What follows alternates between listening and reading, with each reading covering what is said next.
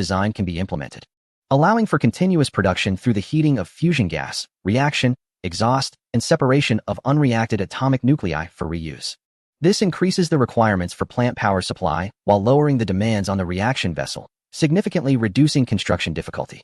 Lu Lang, who had a complete understanding of the heavy nuclear fusion reaction technology, contemplated briefly and deduced the advantages of the power generation and storage module designed by academician Zhang Bingquan's research team. Upon hearing Lu Lang's agreement and explanation, Zhang Bingquan nodded repeatedly. He fully recognized Lu Lang's capabilities. Compared to the overall technical challenges of heavy nuclear fusion reaction, the power generation and storage module was as simple as children's building blocks. Of course, the gas passing through the magneto-hydrodynamic generator still retained a lot of residual heat, and the electrodes of the magneto-hydrodynamic generator themselves required cooling. The substantial energy emitted from nuclear fusion, whether in the form of thermal radiation or neutrons, naturally leads to the next stage, which could include a steam turbine for boiling water to improve overall operational efficiency. This is the part of the Spark heavy nuclear power station dedicated to boiling water.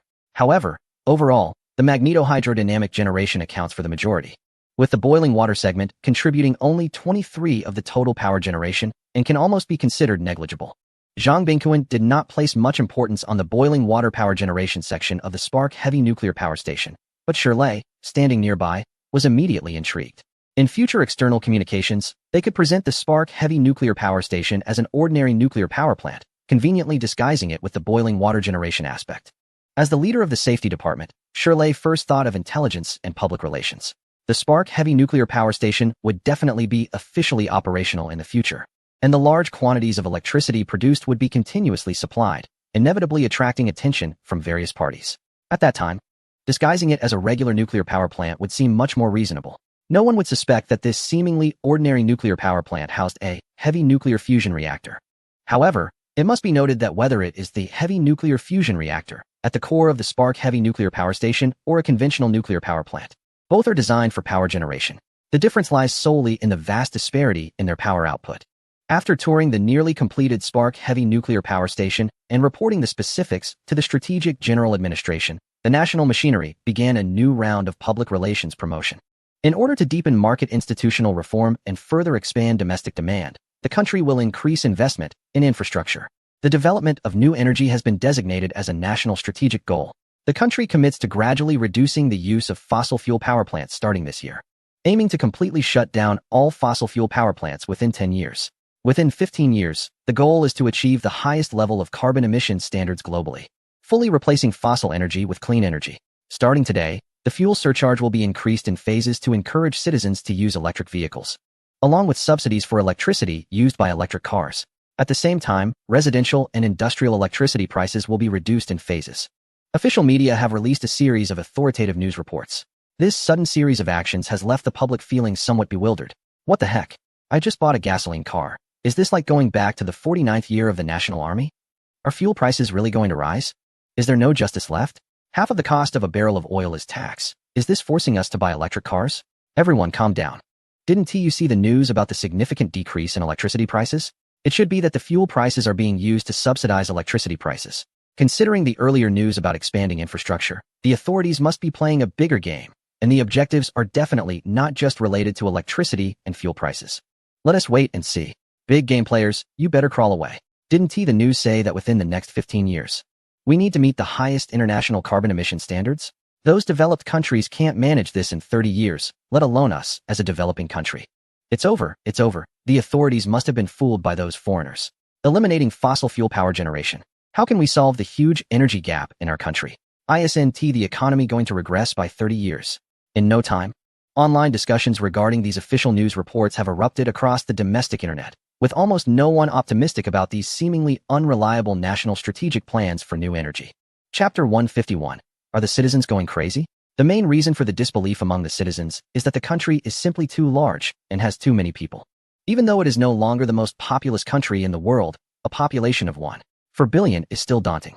Meeting the survival and development needs of 1.4 billion people is not an easy task for the authorities.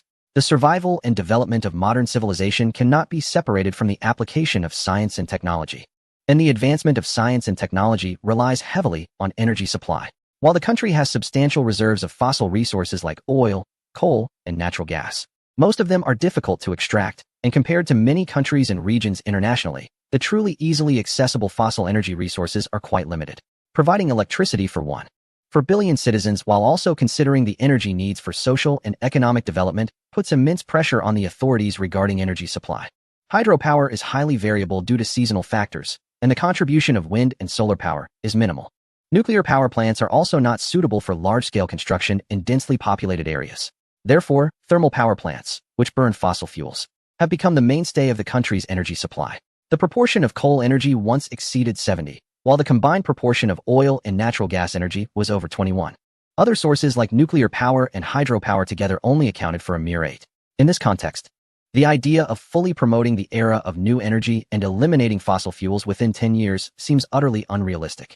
Many people are critical of this unreliable new energy policy becoming a national strategic plan and have begun to voice their concerns across various media channels. Environmental issues are just a tool used by certain developed countries to manipulate others. We are still a developing country, and it's only been a few years since we've had enough to eat. Following such strict environmental standards is just being led around by them. It's heartbreaking. There are traitors within the National Strategic Authority. I suggest a thorough investigation. I'm willing to risk scrutiny to remind everyone. Are those who support this policy lacking judgment? Have they really been brainwashed by foreign media? They are adults. Shouldn't they have some discernment? Those developed countries would love for us to regress to primitive times. They advocate for energy conservation and emission reduction at home, and you fools are cheering along. If we eliminate thermal power, we might find ourselves facing frequent power outages, and we'll be the ones suffering. After the announcement of the national-level new energy strategy, the majority of citizens felt uneasy but still chose to trust the government. A small portion believed that the government had been misled by certain developed countries and warned the public through various channels that if we fall into the environmental trap of the West, our country would suffer severe losses. However, not all citizens oppose this view. It's the first time I've seen the government follow the example of advanced Western countries on environmental issues. This is a good start.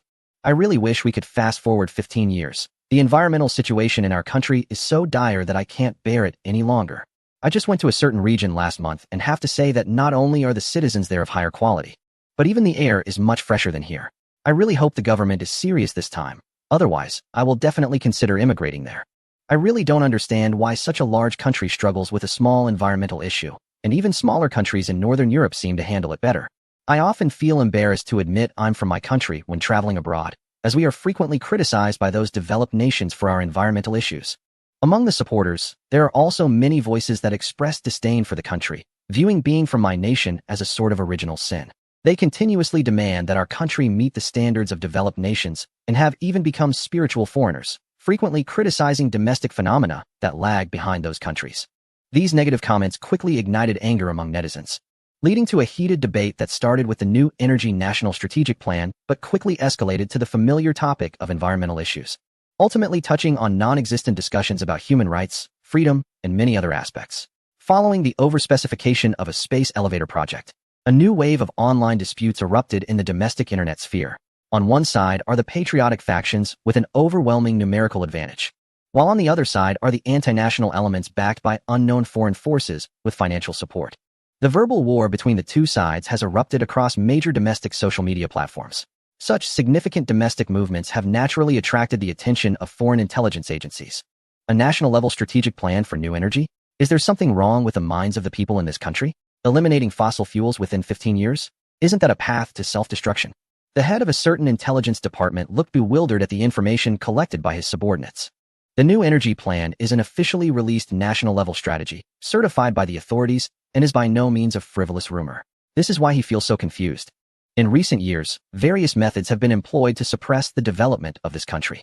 They have repeatedly targeted environmental issues and human rights to find excuses for economic sanctions, including the blockade of key high-tech technologies, such as the ban on lithography machines, and trade sanctions, like imposing retaliatory tariffs on exports to this country. Although a series of accusations and tactics cannot fundamentally harm this country, they are indeed quite disgusting. In some respects, they have indeed caused considerable obstacles to its development. Among the excuses they use, environmental issues are often mentioned repeatedly. This time, the national-level strategic plan for new energy proposed by this country has surprisingly received unanimous praise from overseas media, whether official or private media. They have recognized this bold environmental initiative as a significant decision. The people of this country have made the most correct decision since the 21st century. responsibility of a great power. For the sustainable development of human civilization and to save the Earth's environment, the people of this country have made this difficult decision. From now on, I, representing the Black community in North America, announce the acceptance of the people of this country. We will only target other countries' Asian populations in the future. However, the head of the Intelligence Department feels it is not that simple. The people of this country would never loosen their stance on environmental issues without reason. Their actions are undoubtedly purposeful. Find out, boss. The Intelligence Strategic Analysis Department already has preliminary conclusions. They believe this is an attempt by this country to show goodwill towards North America, trying to ease the previous tensions caused by the oversized space elevator issue. Hearing his subordinate's words, the intelligence chief nodded slowly. This excuse indeed makes sense. What else? Noticing that his subordinate seemed hesitant to speak, the intelligence chief furrowed his brows and asked, "The people of this country also sent a message today, claiming that if North America does not lift the discriminatory high tariffs on their exports and the blockade of various high-tech equipment, they may consider halting this national strategic plan for new energy." Chapter 152, a once-in-decades opportunity canceling this national-level strategic plan for new energy? The head of the intelligence department in that region couldn't help but take a deep breath. Although the specific circumstances were still unclear, the intelligence chief was certain that this new energy plan was definitely more harmful than beneficial for the Dragon Nation, even to the extent of being detrimental. As the head of the intelligence department, he understood very well what environmental issues entailed. When dealing with countries that had weak military and political influence, the standard approach had always been straightforward and blunt interference. However, this method was not suitable for influential countries on the international stage, particularly the permanent members of the UN Security Council. Therefore, environmental and human rights issues became the best tools. Initially, they would control the mainstream media to launch attacks on these major countries using environmental and human rights issues. By standing on the moral high ground, they could suppress the opposition, seek opportunities to impose economic sanctions, and launch propaganda to brainwash the domestic populace of the target country. This method of propaganda was more operational than military warfare, incurred lower costs, and was harder to defend against. Even though environmental issues also frequently arose domestically, as long as they controlled the mainstream media, they would hold the moral high ground in public opinion, transforming from a player to a referee. It could be anticipated that if the Dragon Nation truly implemented this national policy on new energy, there would undoubtedly be significant problems with energy supply in the future. As the world's factory, if the Dragon Nation's energy supply could not be guaranteed, the production plans of enterprises and companies would surely be affected, leading to economic decline, social unrest, and a series of societal issues. The consequences of such actions could be even worse than the results that the intelligence department had painstakingly worked for several decades to achieve. Currently, if there was anyone in the world who could not stand the Dragon Nation doing well, it had to be that region. No, the Dragon Nation must truly implement this new energy national policy. After a moment of thought, the intelligence chief concluded that anything harmful to the Dragon Nation was beneficial to him, especially given the current helplessness of that region regarding the alliance led by the Dragon Nation. The Dragon Nation officially insisted that the alliance was merely an economic cooperation organization, aiming for collaborative development on the overspecification space elevator project. It did not involve any political or military fields, and the troops stationed in the Gabon region were claimed to be merely security personnel for the overspecification space elevator, aimed at preventing the piracy forces that had previously existed in the Gabon area. The intelligence chief had personally witnessed his boss laughing in anger upon hearing this excuse. Security personnel? Pirate forces? What kind of pirate forces could be treated so seriously by the active duty troops of the Dragon Nation and that other nation? A security company for the overspecification space elevator equipped with 500 tactical and strategic nuclear warheads? Was there no sense of justice left? Was there no international law? This was dealing with interstellar pirates, right? Those occasional small boats around the Gabon area, wielding machetes and AKs, were they even worthy? However, the Alliance organization insists on this excuse, and the officials in that region are helpless. The core area of the oversized space elevator is entirely occupied by elite forces from a certain country, while the forces from another nation are stationed there. Unless the regional officials are willing to sever ties with the Alliance organization and intervene with force, it is impossible for them to gain any advantage regarding the oversized space elevator issue. Having suffered losses and faced frequent embarrassments on the international stage, the officials are eager to regain some respect in other areas. At this moment, the new energy national policy announced by the certain country serves as a very good entry point, regardless of the circumstances. Completely abandoning fossil fuel power generation within 10 years is a drastic move. They can use this national strategic plan to demonstrate the effectiveness of our propaganda. We must seize this opportunity to ensure that the certain country truly executes this plan. This will lead to continuous losses for them, and its significance could be comparable to dragging them into a prolonged medium-scale conflict. Most importantly, we will not face any risks. The intelligence director became increasingly excited as he spoke. Not only him, but many high-level officials who learned about this new energy plan also believe that the future advantages lay with them. Boss, is it possible that the certain country has mastered some advanced new energy technology that can completely replace fossil fuels? Otherwise, if it's just to show goodwill towards us. The cost of abandoning fossil fuels within 10 years is too great, right? They can't be that foolish, can they? In the meeting room, not everyone shared such blind optimism, and some expressed their doubts. That's true, but I consulted experts from the Department of Strategic Resources and some leading scholars in related research fields. They all believe that unless the certain country has mastered controllable nuclear fusion technology, it is impossible to fill the energy gap left by abandoning fossil fuels. But when it comes to controllable nuclear fusion, the intelligence director didn't finish his sentence, but everyone present understood immediately. Controllable nuclear fusion technology remains elusive. Researchers in various countries have studied it for decades, frequently announcing significant progress, but when asked about practical applications, they always reply that it will take another 30 to 50 years. Years have passed, and while many announcements of major progress have been made, the expected timeline for practical application still requires 30 to 50 years. Although the certain country has been at the forefront of controllable nuclear fusion technology for many years, there is no substantial gap compared to advancements elsewhere. According to experts from the Department of Strategic Resources and relevant scholars, the certain country's controllable nuclear fusion technology is unlikely to be implemented faster than that of others. As the head of the intelligence department in the region, he certainly considered the relevant possibilities. However, after receiving answers from experts in the field, he realized that he had been overly concerned. Well, that's the situation. I will submit a detailed report to the higher-ups. For decades, we have tried every possible means to prevent the rise of a certain nation. Now that such a great opportunity lies before us, we absolutely cannot give it up.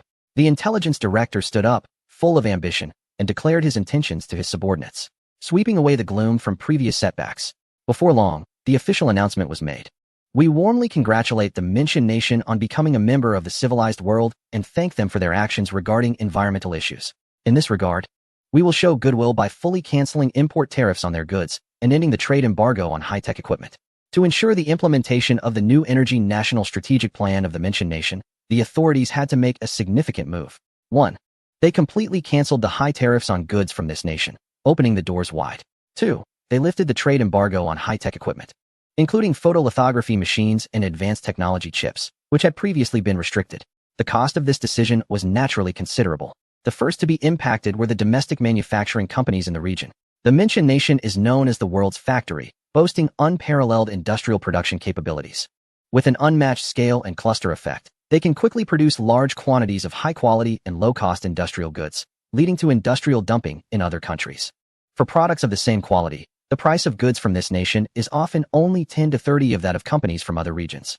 Without targeted countermeasures, domestic manufacturing companies in various countries would face devastating blows. This is also why tariffs were imposed on goods exported from this nation. However, with the introduction of the new energy plan, the authorities began to relax their stance on tariff retaliation.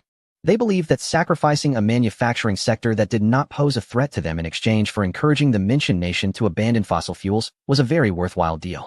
They were convinced that the impact of the industrial goods from this nation on their market would only be temporary.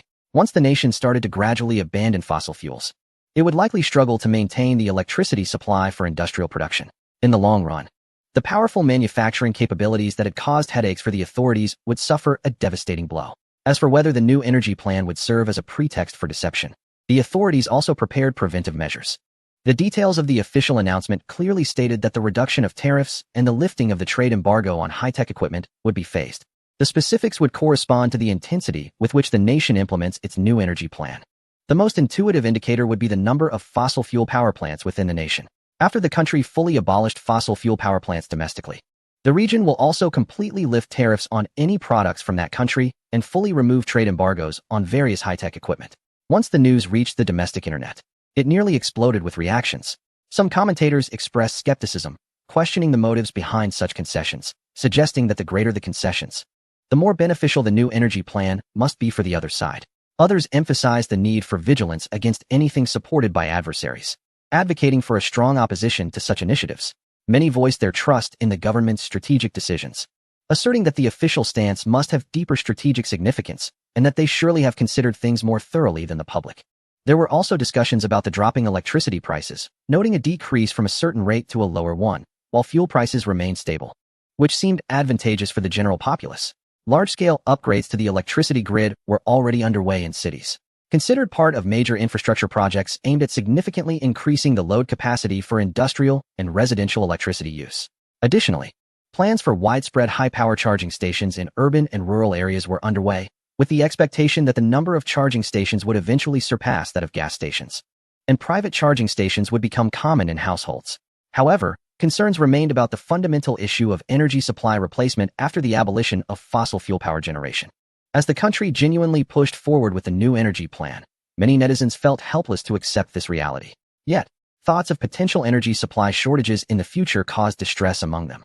With the gradual implementation of the new energy plan, the first batch of coal-fired power plants, accounting for 10 of the total, was shut down, and displaced personnel were reassigned to new energy projects.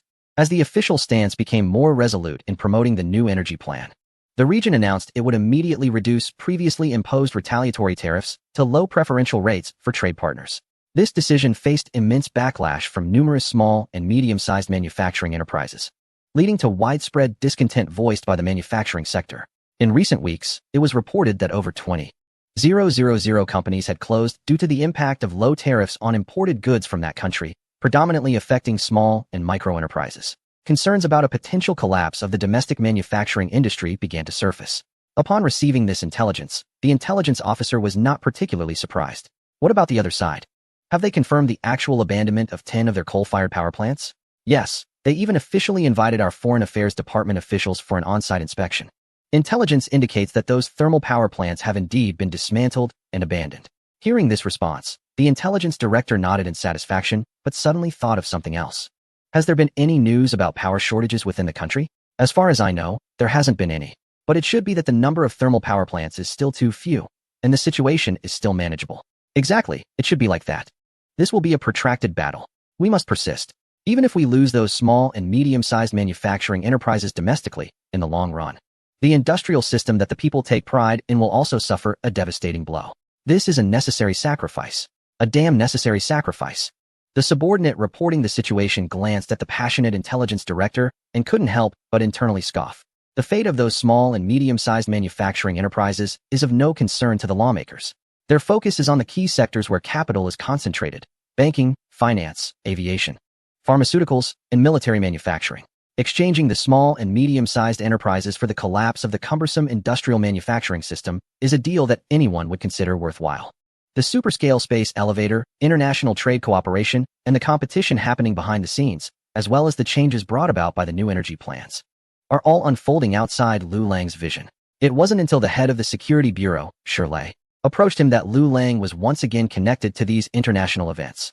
The Starfire Heavy Nuclear Power Station has officially begun operations, and after stabilizing, plans will be made to construct a number of smaller heavy nuclear power stations. By then, the energy gap left by the thermal power plants will be fully filled by these heavy nuclear power stations. Additionally, the Tian Ladder Superscale Space Elevator project is expected to complete its main structure within a year. However, a persistent issue has been troubling the strategic department. What issue? After the construction of the Tian Ladder, what kind of practical application operations should be conducted? Chapter 154. The profit dilemma of the Tian Ladder. Once the superscale space elevator is completed, how to utilize it for related benefit development is indeed a headache. Currently, the most straightforward use would be to provide member countries of the alliance with cheap and stable deployment of satellites and various space equipment. The carrying efficiency of the space elevator overwhelmingly surpasses that of chemical fuel rocket transportation. Not to mention the stability of transportation. The cost alone is only 1% of the latter. Just based on this capability, if we disregard the political stances between countries, the superscale space elevator could almost monopolize all global space launch projects. Compared to the mini version of the Fuyo space elevator on Hainan Island, the scale of the Tian Ladder in the Gabon region is sufficient to support 9 elevator cabins traveling simultaneously, with a vastly superior carrying capacity. However, the strategic department still does not feel entirely at ease about this. The superscale space elevator project involves dozens of countries, with nearly 100 countries expressing cooperation intentions.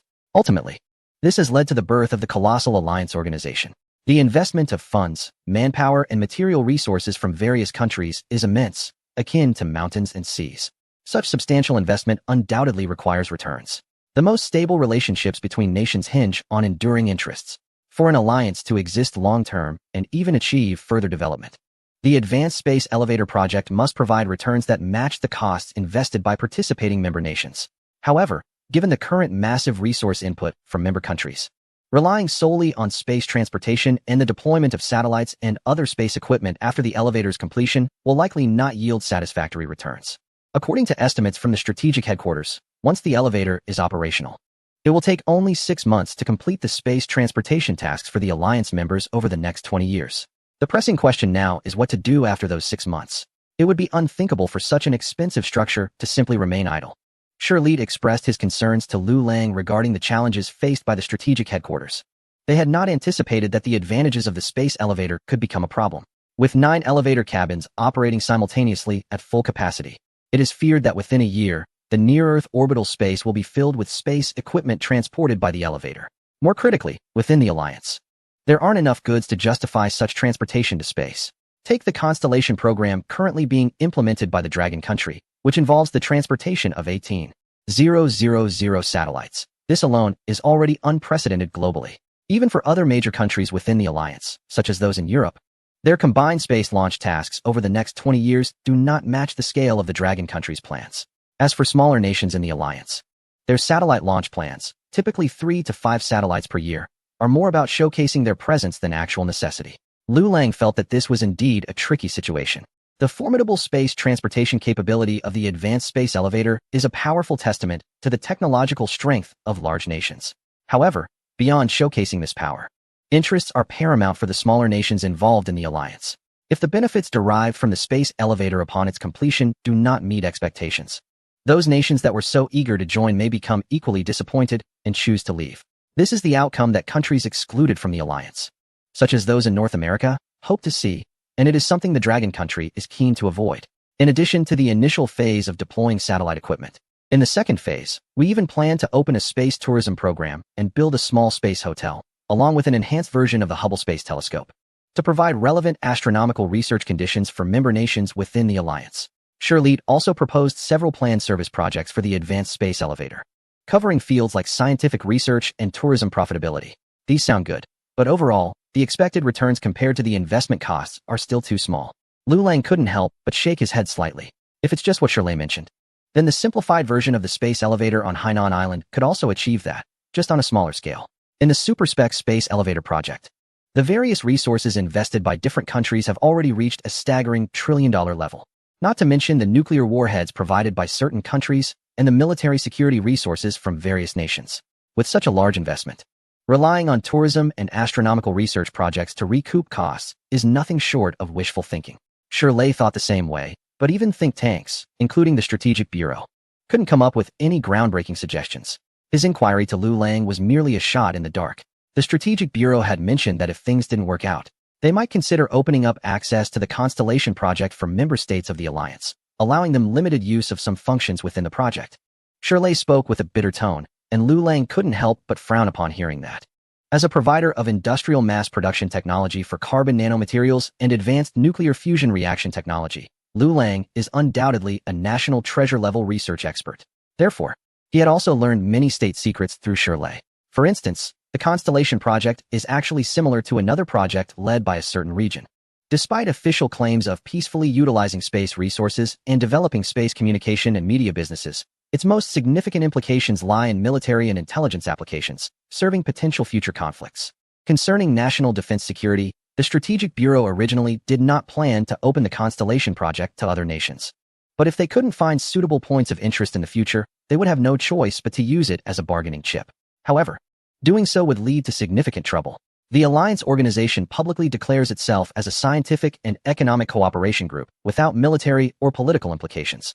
Regardless of whether others believe it, the country insists on this declaration, and there are no strong counterarguments from others. But if the Constellation project were opened, countries would certainly protest strongly, as they are well aware of its significant military implications. Once the situation escalates, the Strategic Bureau is reluctant to open the Constellation project unless absolutely necessary. At this point, Lu Lang understood the dilemma faced by the officials. I actually have a more mature suggestion. Why don't we use the space elevator to build a large international space station? Chapter 155, Navigator Space Station and International Space Station? Shirley was somewhat confused. Is it the one currently led by a certain region? That's indeed a good suggestion. Shirley recalled the largest international space station currently operating in low Earth orbit. It is the largest operational space platform in orbit, a space laboratory equipped with modern research facilities capable of conducting large-scale, multidisciplinary fundamental and applied scientific research. It provides a wealth of experimental payloads and resources for conducting scientific experiments in a microgravity environment, supporting long-term human presence in Earth orbit. The current International Space Station project is led by a certain region in North America and involves the collaboration of 16 countries. Initially, one nation showed interest in joining, but was ruthlessly rejected by the North American leadership. This prompted the nation to increase its investment in the space sector and pursue independent research and development of related space technologies. Now, with the support of an advanced space elevator project, the cost of space transportation has significantly decreased. Given the nation's strength, constructing a space station larger than the one led by North America is technically feasible. The current International Space Station? No, that's too small.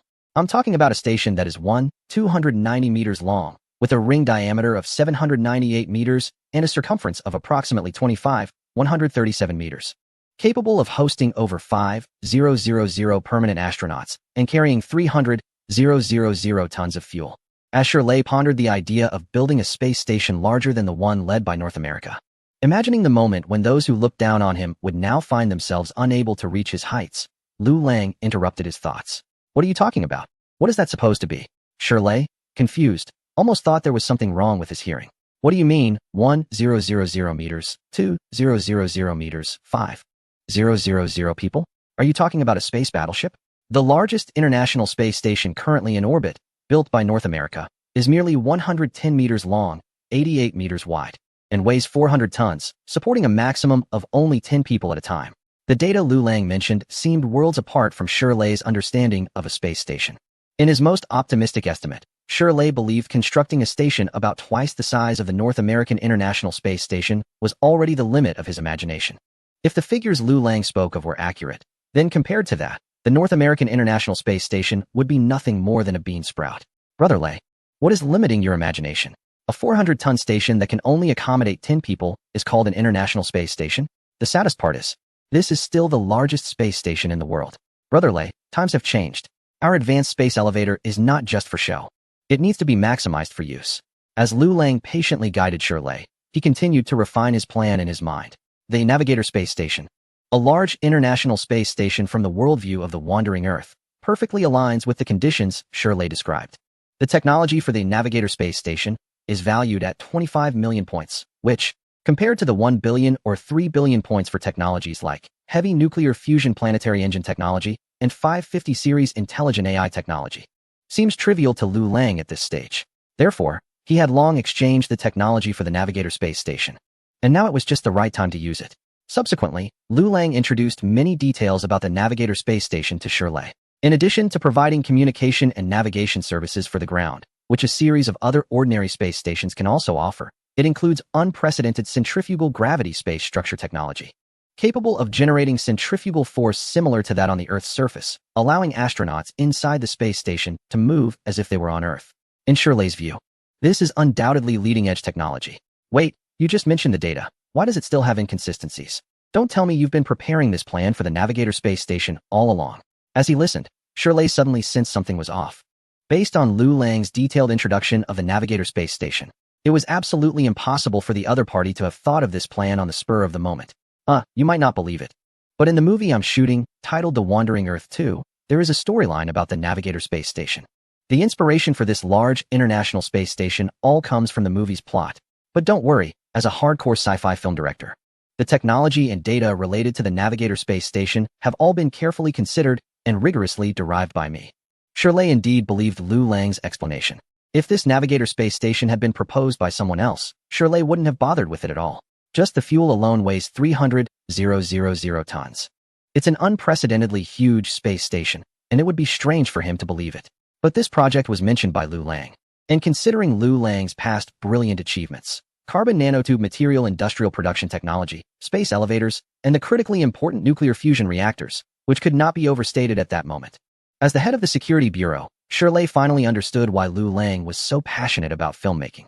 It was truly astonishing. Can cross-disciplinary development really inspire creativity? Although hard to comprehend, the facts were laid out before Shirley. Space elevators and nuclear fusion reactors were all materials Lu Lang used in his films. This time, the Navigator space station was no exception. To be honest, what you mentioned regarding those technical theories and project data parameters, I can only say I have a superficial understanding. I need to organize this information and report it to the relevant experts at the Strategic Office for validation and analysis. If you have any requests, you can mention them to me now, and I will help convey them. Upon hearing those professional terms Lu Lang mentioned, Shirley couldn't help but scratch his head. Indeed, this needed to be verified by experts from the aerospace department. Of course, Brother Lei. I am not questioning your educational background. Brother Lei, please remind me later. There are some scenes in the film I'm shooting, The Wandering Earth 2, that need to be filmed inside the Navigator space station. I have done some research on the relevant technology and equipment blueprints for the Navigator space station, so feel free to reach out if you need my help. When Lu Lang heard the request, he didn't treat himself as an outsider and immediately brought it up. The prospect of filming real scenes in the Navigator space station was too tempting for Lu Lang to resist. Chapter 156. Goal. Developing the moon. When the planning vision for the Navigator International Space Station was presented to the Strategic Bureau, all the leaders in the strategic decision-making layer were stunned. Are you saying that we need to build a giant international space station with a fuel reserve of 300,000 tons? Faced with the inquiries from the big shots, Shirley could only grit his teeth and nod. This Navigator is 290 meters long, with a ring diameter of 798 meters and a circumference of approximately 137 meters, requiring thousands of permanent astronauts? After reading out the specific parameters of the Navigator International Space Station from the document, several senior officials exchanged glances. Sure. Do you think this is a space battleship? Shirley couldn't help but complain inwardly. It's quite coincidental. I was thinking the same as you. Although he held a high position as the director of the security bureau in the country, compared to the big shots in front of him, Shirley could only behave like a diligent student. In fact, I wasn't very optimistic about this project at first. But the Navigator International Space Station was proposed by Lu Lang. After consulting experts from the aerospace department, I found that this project is indeed highly feasible. Lu Lang? Is he the little Lu we met at the Spark Heavy Nuclear Power Plant? When the Spark Heavy Nuclear Power Plant was in trial operation, the leaders from the Strategic Bureau had personally visited the site and met Lu Lang, who was then the chief consultant for the Heavy Nuclear Fusion Reactor project.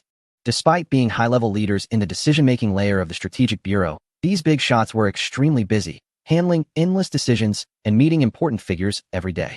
However, Lu Lang's name was still deeply etched in their minds. It's simply because he is too important.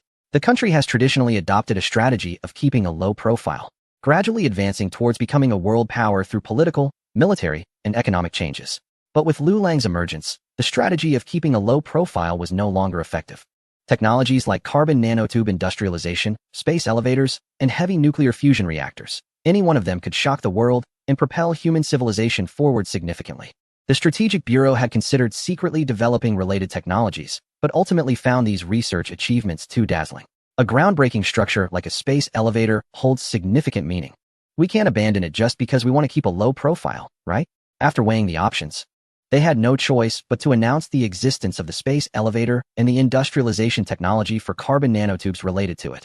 As for the more significant and crucial nuclear fusion reactor, it has been ordered by the strategic agency to be strictly guarded. Apart from the misleading information disseminated externally, no information is allowed to leak.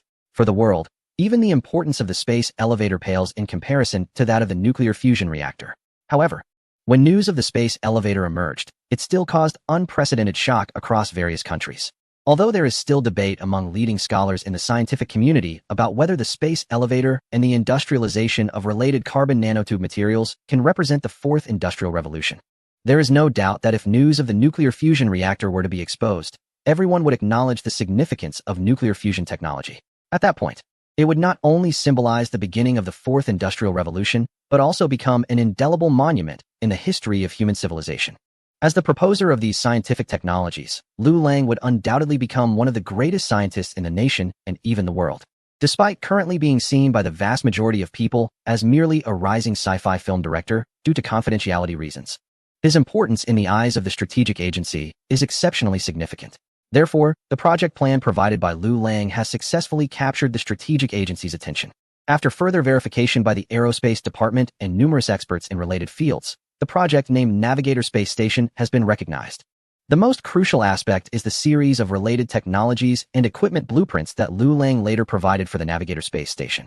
With detailed technical explanations and equipment blueprints, many challenges in constructing this unprecedented giant space station in human history have been resolved.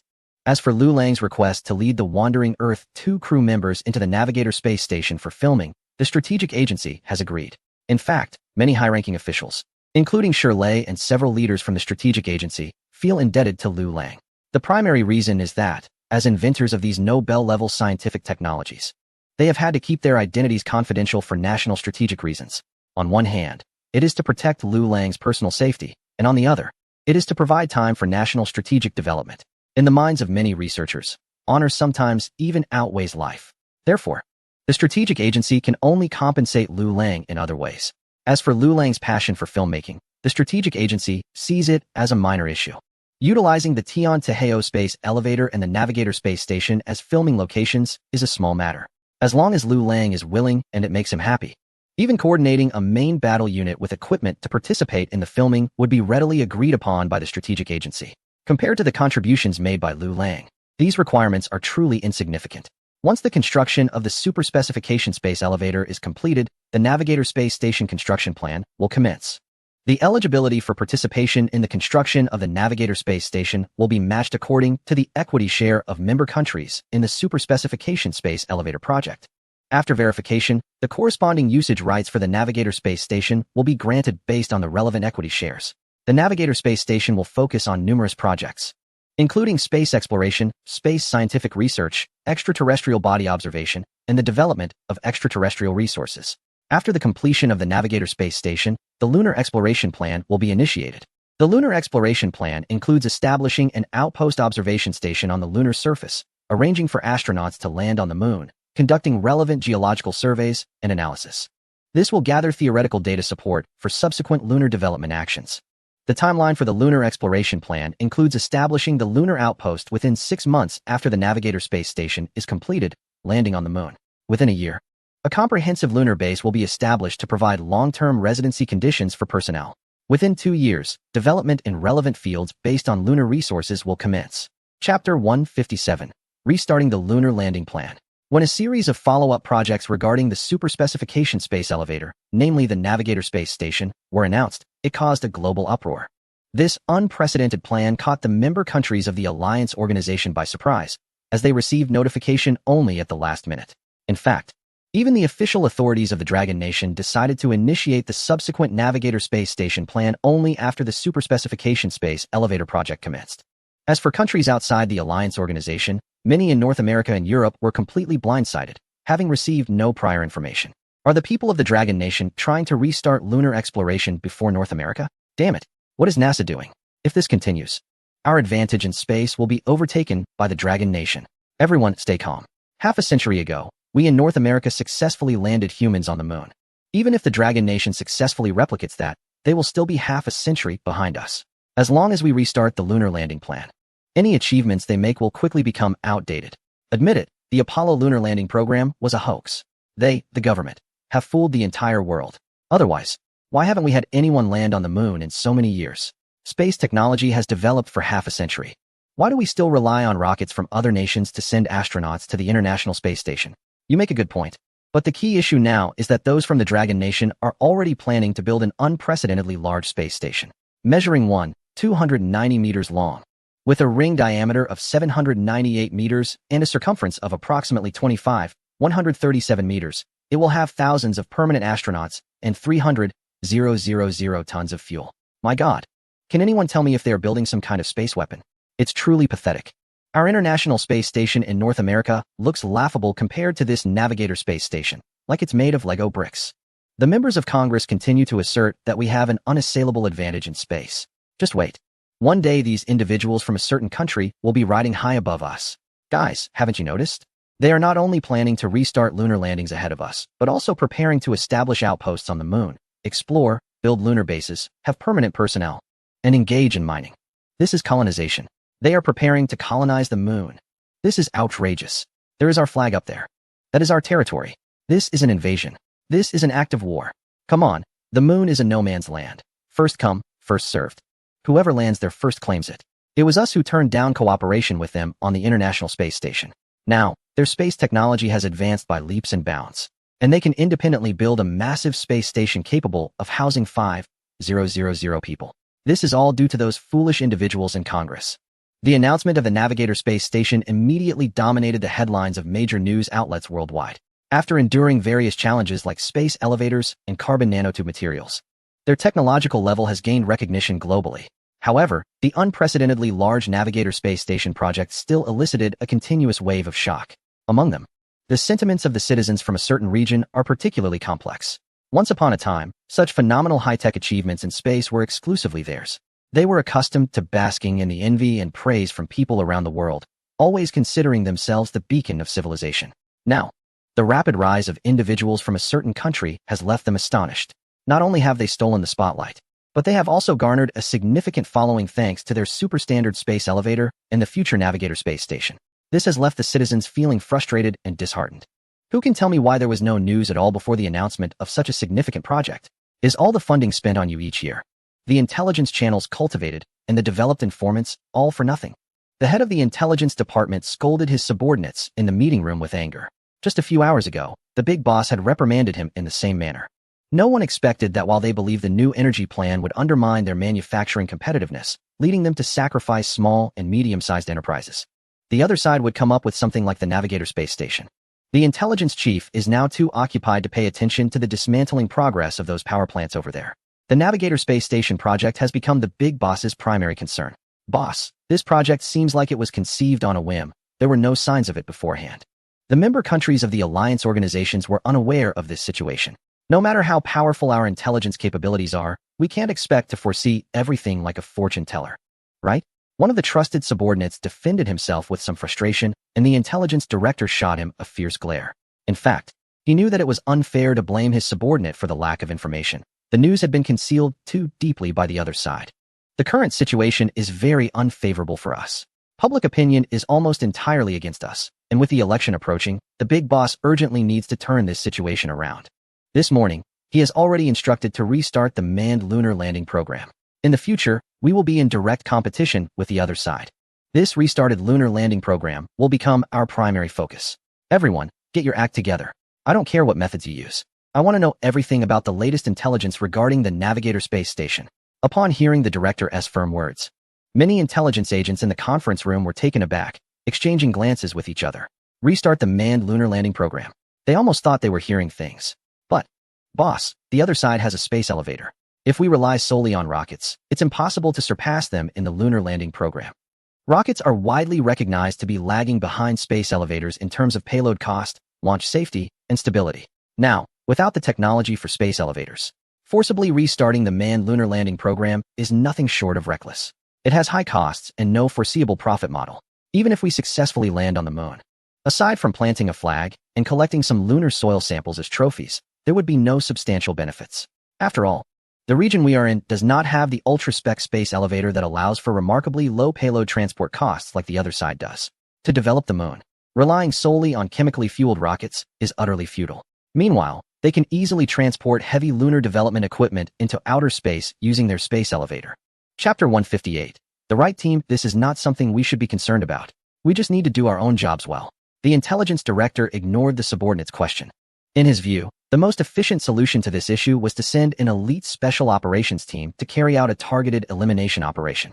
This would involve taking out all relevant researchers related to the space elevator, carbon nanomaterials industrialization technology, and the Navigator space station.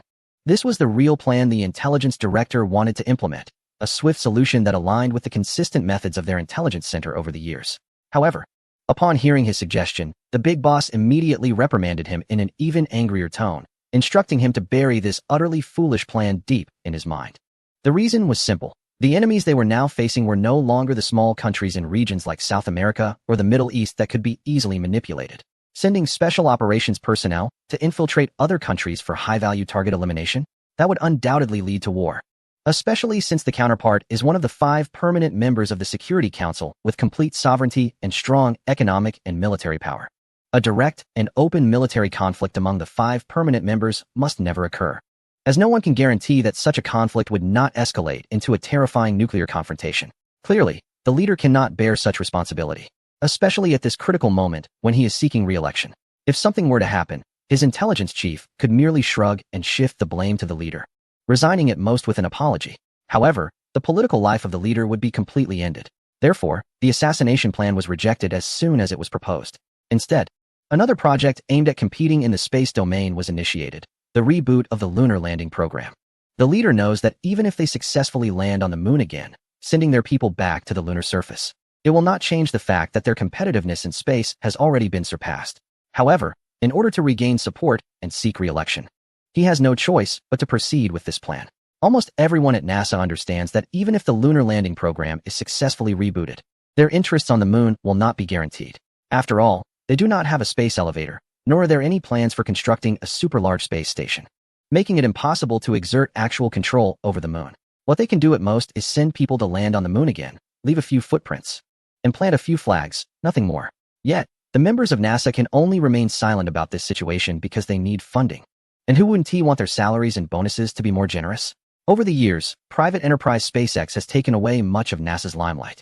Some lawmakers have even suggested completely dismantling NASA and outsourcing all aerospace tasks to SpaceX. Without the space elevator or the Navigator space station program, NASA might remain in this state of dormancy, with dwindling resources and financial support. Currently, the employees at NASA have very complex feelings. On one hand, they are worried about the rise of a certain nation in the space field, which is even beginning to surpass them. On the other hand, they remain silent about this reboot of the lunar landing program, which has almost no practical value, because they need congressional funding to enhance their salaries and bonuses. As for the large, mostly uninformed public, they are the ones most excited about the reboot of the lunar landing program. From the moment they were born, their country has been a beacon of the free world, envied and admired by people all over the globe for its strength. The unparalleled economic and military power has given the citizens unmatched confidence. Recently, however, a rising competitor has dared to challenge them in the very field of space technology where they excel. This is something that countless citizens cannot tolerate. In the face of such a challenge, reviving the glory of half a century ago and landing on the moon again would undoubtedly restore confidence among the citizens. As for the enormous resources and national treasury funds that this moon landing mission supported by chemical fuel rockets will consume, as well as its meager actual value, the general public does not understand or care. In fact, the upcoming moon landing program has been in preparation for many years. The authorities have provided all the support, except for the most crucial funding. There have been numerous process simulations conducted, but they were merely computer models, as there wasn't even a suitable rocket in the storage. However, the situation has greatly improved. The restart of the moon landing program received enthusiastic support from the public right after a significant announcement regarding a space station. The support rate, which was nearly at rock bottom, has quickly rebounded at a visible pace. This has further solidified the determination to push forward with the moon landing program. With substantial funding in place, the aerospace forces across the region began to operate rapidly. How is the Artemis II rocket doing? The supervisor said that the engineering team had checked it, and the mechanical condition is good. However, this rocket was borrowed from a certain private aerospace company and was initially not designed for manned missions, so the life support system added might be a bit mismatched. Hearing the complaints, the supervisor frowned. There's no time to build a new rocket. Even if we could wait, the authorities would not allow it. We must land on the moon before our competitors. As for the life support system issue, the astronauts will need to overcome that. This is a technological battle, and every astronaut must be prepared with a warrior's mindset. At this point, the supervisor also inquired about the astronaut candidates for the mission. 4 astronaut candidates have already been decided. A female mission specialist, Christina Koch, a mission specialist from a certain region, Jamie Hansen, an African-American pilot, Victor Glover, and a mixed-race commander, Reed Wiseman. Upon hearing the list of candidates, the supervisor couldn't help but frown again, finding it excessively politically correct. Seemingly sensing his thoughts, a subordinate quickly explained, "Supervisor, this is the most suitable team we could assemble. There must be female members in the team. And Christina's identity as a transgender person can garner support from the domestic LGBTQ community. We also need at least one person of color. And the inclusion of members from certain regions and the mixed-race commander can help gain support from allied nations." Chapter 159. Not wanting to chat with those without a space elevator. Upon hearing this, the head of the agency was already rubbing his forehead in frustration. The reboot of the lunar landing program seemed like a farce. The big boss, who made the decision, was doing it for the sake of votes, while countless cheering citizens were driven by their inner national vanity. Even within the agency responsible for executing the project, everyone was striving for substantial government funding. In this project, everyone had their own ideas, and the head of the agency was momentarily at a loss for words. Fine, let the execution team start to collaborate as soon as possible. We don't have much time left. The head waved his hand, deciding not to dwell on it any longer. Although he was the nominal highest authority in the lunar landing program, there were specific situations that even he found difficult to intervene in. While the reboot of the lunar landing program was being accelerated in North America, on the other side, the nation they considered a competitor was not idle either. With massive funding and human resources support, the SuperSpec space elevator project had nearly completed its main construction after almost half a year. In fact, aside from the large scale and high difficulty of the space elevator base project, particularly the launch tower, other parts were not that complicated. With the help of the Fuyun space elevator and multiple high-thrust launch vehicles from member countries of the Alliance, the main structure of the Tian Ladder's SuperSpec space elevator, comprising 216 carbon nanotube cables, was successfully laid out. Following the completion of the connection to the counterweight module in outer space, this SuperSpec space elevator, standing at 90,000 kilometers and capable of simultaneously supporting 9 cabins for round trips, was finally ready for official operation. As the first major project completed after the establishment of the Alliance, all member countries were elated by the completion of the main structure of the Tian Ladder's SuperSpec space elevator. This was especially true for some smaller countries with a weak international presence. Exciting news. The main structure of the Tian Ladder's project has been completed. This unprecedented building should be listed as the 8th wonder of the world, embodying the hard work of countless people. I agree with the previous commenter, but I have some reservations about the last statement. In fact, I think our nation contributed the most. We provided millions of laborers for the construction. Without these basic workers, the foundation of the Tian Ladder's project might not even be laid yet. That's enough. The skill level of your country's laborers is too low. They can only be used for infrastructure projects outside the main space elevator project. The main force behind the construction of the Tian Ladder's project is our engineers from Germany. Without our country's help, you wouldn't even have the conditions for construction. After the announcement of the completion of the main project of the Sky Ladder space elevator, discussions on the internet worldwide became lively. Netizens from member countries of the Alliance began to argue about their respective contributions to the construction of the Sky Ladder. Those providing raw materials looked down on those supplying low-quality labor, while those offering high-quality engineering personnel and significant financial support collectively scorned the two aforementioned groups. Meanwhile, those responsible for security services for the oversized space elevator project remained aloof, standing apart from the others. At the top of the recognized contribution hierarchy was the Dragon country, which provided only the relevant technology at minimal cost, but was still acknowledged as the highest contributor. The discussions among netizens were public, and many from countries outside the Alliance looked on with envy. Whenever they attempted to join the conversation, they would inevitably be asked by members from Alliance countries, "Which country are you from?" If the answer was not a member of the Alliance, the conversation would often come to a halt, as if there was a reluctance to engage with those from countries without a space elevator. This pretentious attitude frustrated netizens from other countries, yet they felt somewhat powerless. After all, it was indeed the case that regardless of whether the other country merely provided unrelated resources like minerals, oil, or even low-skilled labor, they still received recognition from the Dragon country and were formally announced as members in the construction of the oversized Sky Ladder space elevator. Whatever, WeVE already made a move. WeVE restarted our lunar landing program, and optimistically, we'll be back on the moon in a few months, replanting our flag. When the people from the Dragon country and their insignificant allies are still struggling on Earth, WeVE already set our sights on the moon. In the future, we will even colonize Mars. The officially announced and fully initiated lunar program became a powerful countermeasure for netizens from certain regions and their allies. Although the oversized space elevator appeared impressive, their capability to send humans to the moon for round trips seemed equally formidable. With the renewed lunar program backing them, the confidence of netizens from these regions surged, prompting them to engage directly with netizens from member countries of the Alliance. A debate without a clear winner took place regarding which party's technology is superior and which project's difficulty is greater. The online discussions did not affect the accelerating construction efforts of the Alliance organization. With the official restart of the lunar program, testing of the launch vehicle has begun, and training for lunar team members is underway. After the completion of the main structure of the SuperSpec space elevator, the Alliance organization immediately commenced the construction of the Navigator space station. Compared to the massive space elevator, the engineering effort for the Navigator space station is significantly smaller. Although its scale is hundreds of times larger than the International Space Station, led by another major power, the space elevator offers unparalleled efficiency and cost-effective transportation capabilities, which can greatly expedite the construction of the Navigator space station. Chapter 160. the selected volunteers after the launch of the Navigator Space Station project, Lu Lang, as the proposer of the project, became the top technical advisor for this colossal undertaking involving dozens of countries and an investment totaling trillions. While filming The Wandering Earth 2, he also took time to address some challenges faced by the manufacturing team from his country during the construction of the Navigator Space Station, providing constructive suggestions and advice. To facilitate the progress of the Navigator Space Station project, the engineering team of the Alliance has built a space station dock at an altitude of 360,000 kilometers above the Earth, right above the SuperSpec space elevator.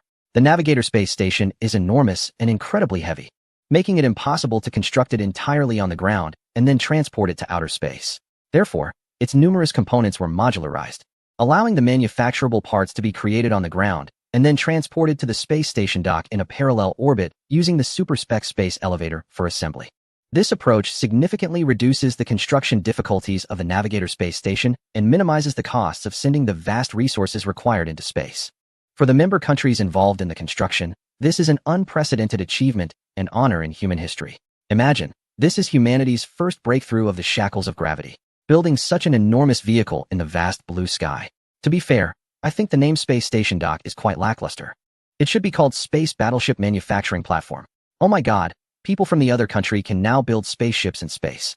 If they dare to do this now, won't they be making space battleships up there in the future?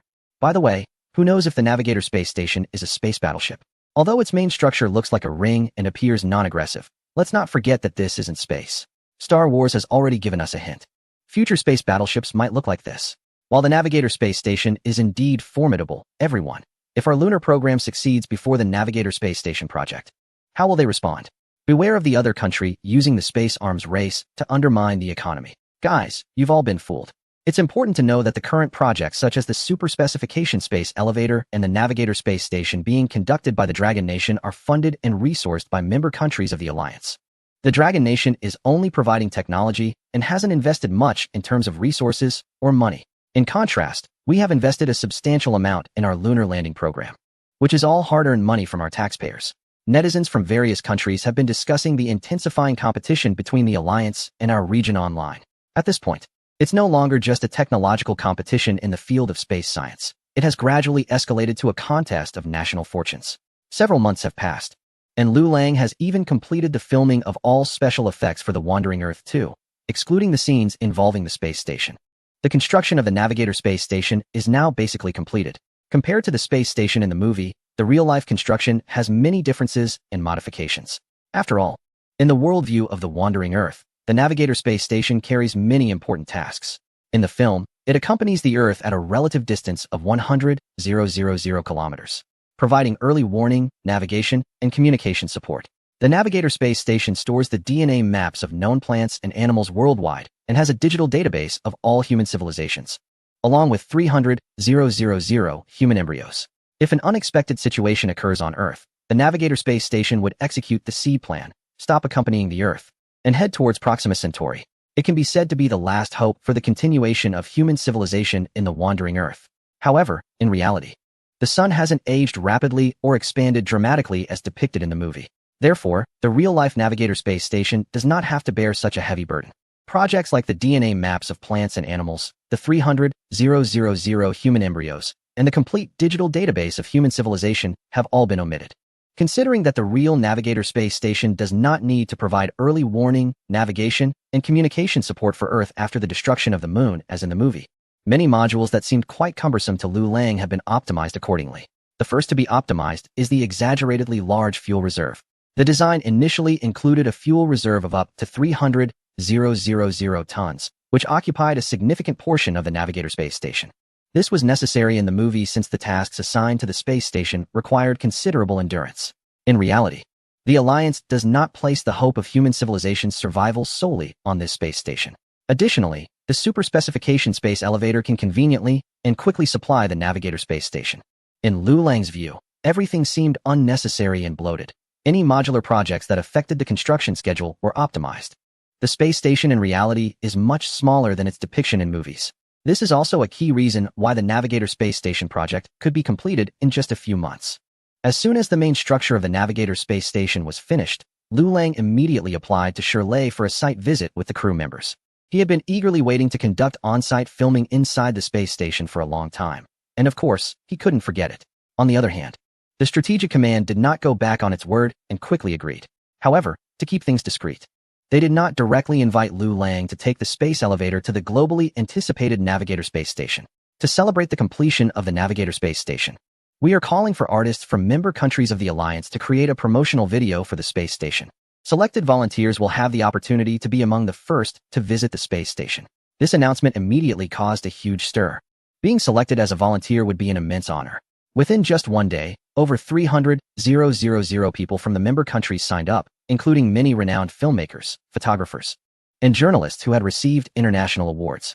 When the selection results were announced, and some members of the Wandering Earth 2 crew were chosen as volunteers, numerous netizens from Long Country, including crew members like Dong Yenling and Lin Hao, were almost bubbling with excitement. Chapter 161. Distribution of Benefits. We advocate fair sharing, Brother Lang. We are the champions. We got selected, haha. Lin Hao, brimming with excitement, was about to share his joy with Liu Lang when he noticed Liu Lang's calm demeanor, with no visible fluctuations in his emotions. Looking at Liu Lang, who wore a faint smile and seemed to have everything under control while remaining silent, a bold idea popped into Lin Hao's mind. Wait a minute, Brother Lang, could it be that there's some underhandedness behind this? Underhandedness. I strongly demand a reselection. Why were they chosen? Our filmmakers from Bollywood are no less capable. I had a feeling it would be people from Long Country. The Alliance is dominated by them. And the selection of volunteers is just a matter of their word, right? Stop being sour, everyone. Let's be reasonable. Isn't this selection based on capability? Wandering Earth has gained considerable recognition globally, and director Liu Lang is a dual award winner of international science fiction awards, including the Hugo and Starlight Awards. Isn't it only natural for members of the Wandering 2 crew to be selected as volunteers? If there were famous directors from Hollywood competing, maybe there'd be a chance for selection. But within the Alliance, director Liu Lang is the most qualified, okay? The sarcastic comments from netizens in the member countries did not affect the selection of volunteers. A group of crew members led by Liu Lang was successfully chosen, and there were no objections from representatives of other member countries in the Alliance. After all, the volunteers for filming promotional videos for the space station primarily represent a form of honor in terms of reputation. As the initiating country of the Alliance organization and also a provider of space elevator technology and Navigator space station technology, it is understandable that the designated volunteers are from the country in question, which is not a problem at all. On the contrary, when it comes to the truly important personnel stationed at the Navigator space station, the country generously and fairly invited all member states of the Alliance to participate. Despite a reduction in the scale of the Navigator space station, it remains a massive structure capable of accommodating thousands of people simultaneously. The number of personnel selected for the first batch reached an astonishing 2,000. This quota far exceeds the total number of individuals with manned spaceflight experience within the Alliance organization. Fortunately, the automation level of the Navigator space station is quite high, allowing operations to be conducted with minimal personnel and assistance from the ground command center. Thus, a considerable portion of these 2,000 personnel has been allocated to various member states of the Alliance. In terms of technological advancement in the space sector, it can be argued that it surpasses even nuclear technology. In this high-tech field, powerful nations can achieve manned moon landings, construct astonishing space elevators, and build unprecedentedly large artificial structures like the Navigator space station. In contrast, weaker nations often struggle to launch even the most basic communication satellites independently. Therefore, when the country took the initiative to invite member states of the Alliance to participate in the Navigator space station project, many citizens from lesser-known countries within the organization were moved to tears. Previously, when involved in the construction of the space elevator and space station, they had prepared themselves to be sidelined when it came time to share the fruits of their labor. In international cooperation led by certain Western countries, this is often how things are done. The distribution of benefits is usually related to national power, with smaller, less influential nations often becoming targets for bullying by larger powers. The opportunity to be among those selected to reside in the currently recognized most advanced Navigator space station is undoubtedly the promise made at the establishment of the Alliance organization regarding the distribution of benefits. Now, the country has indeed fulfilled its initial promise and even proactively invited various nations to participate in this unprecedented and advanced space station in the history of human civilization. This has left many smaller nations, which were accustomed to being overlooked, feeling somewhat surprised and honored. Here, I want to mention a leader of human civilization, a beacon of the new world, a superpower with strong military, political, economic, and scientific research capabilities. Thank you for bringing true freedom and equality to this world. That's right. It is the country in question. Under external attention, the Alliance Organization Committee led by the Dragon Nation allocated the first batch of resident members for the Navigator Space Station. The allocation was based on the initially established shares of rights and relevant practical situations.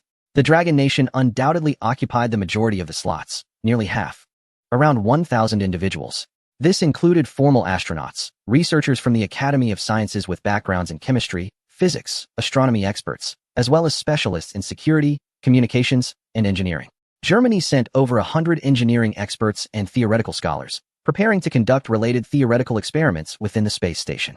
Apart from related experts and scholars, the country known for its art also arranged for 20 emerging domestic painters and photographers to hold an unprecedented art exhibition at the Navigator Space Station. Inspired by this, another nation applied to showcase a range of domestic brands of spirits, intending to host a unique vodka culture exhibition in the space station. A particularly notable case was the wealthy elites from a certain region in the Middle East who regarded their allocated slots as opportunities for space tourism, leading to fierce competition among numerous local affluent individuals for these spots. As for smaller nations with fewer rights shares, they also received corresponding quotas for the space station. Even an agricultural nation with a population of only 1 million managed to secure 2 slots.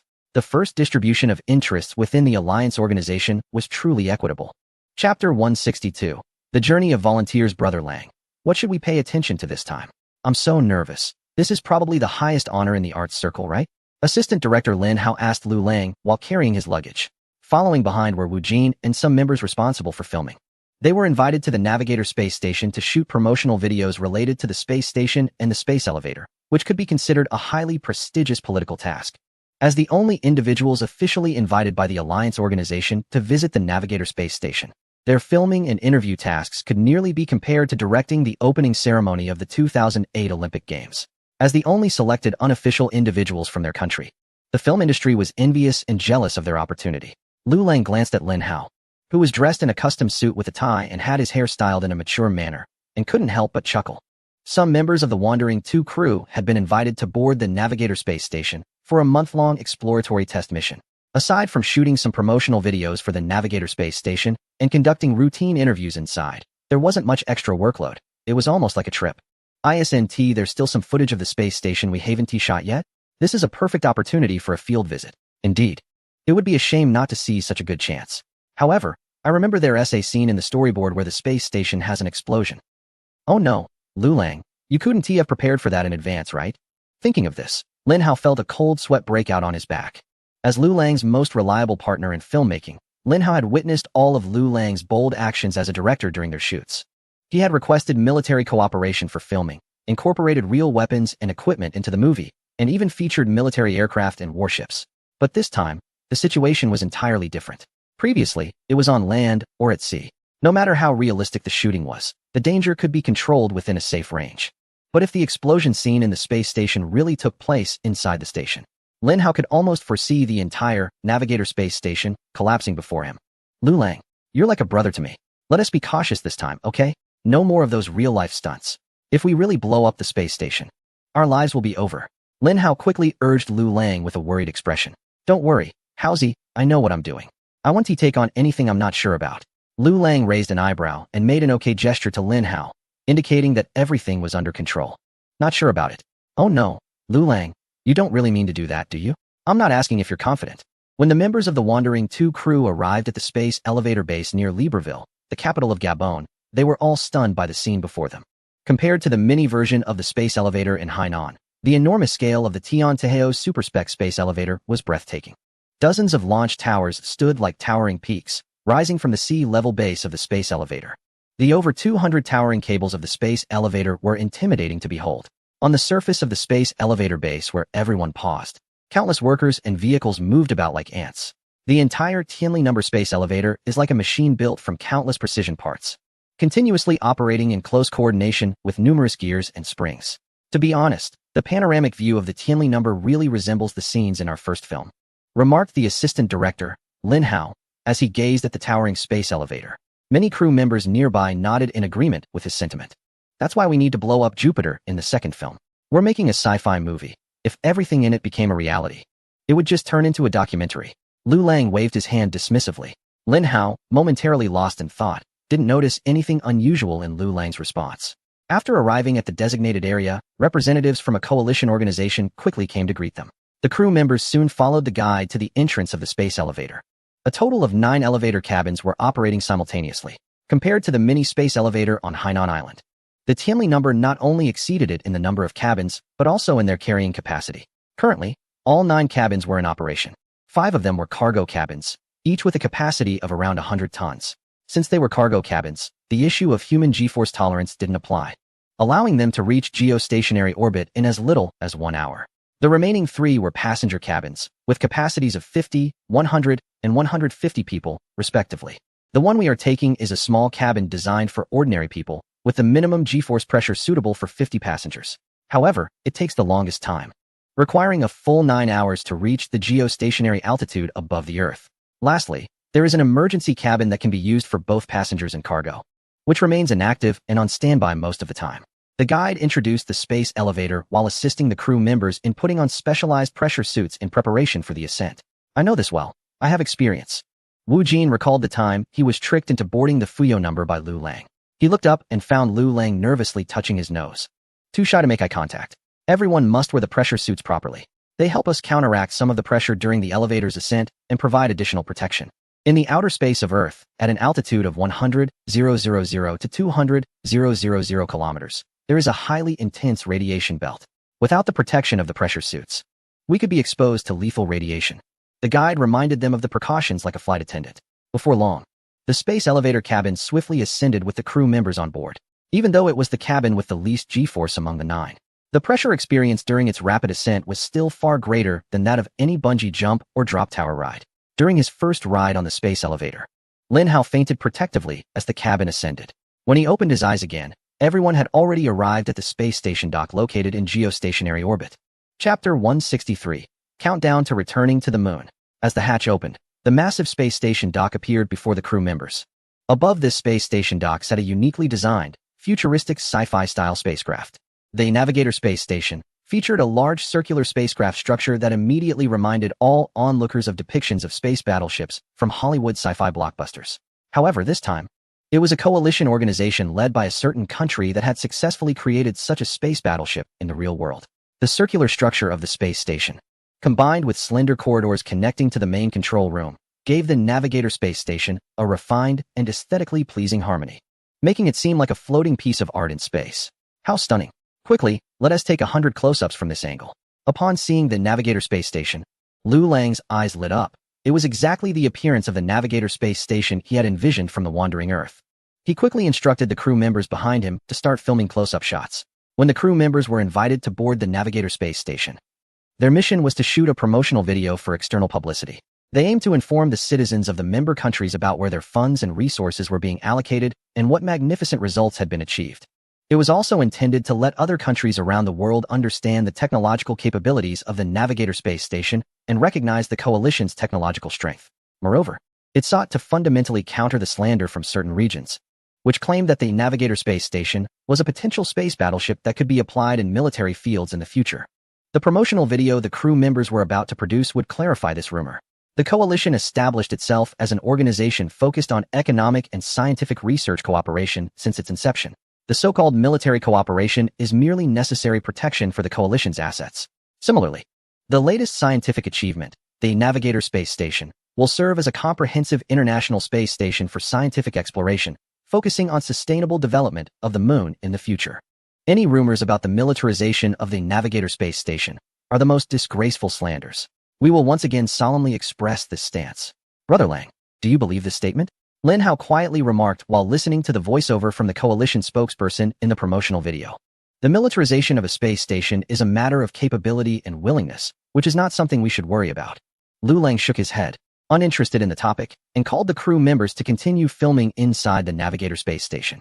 Due to the assembly of the Navigator Space Station, the construction is taking place within a space dock located in geostationary orbit.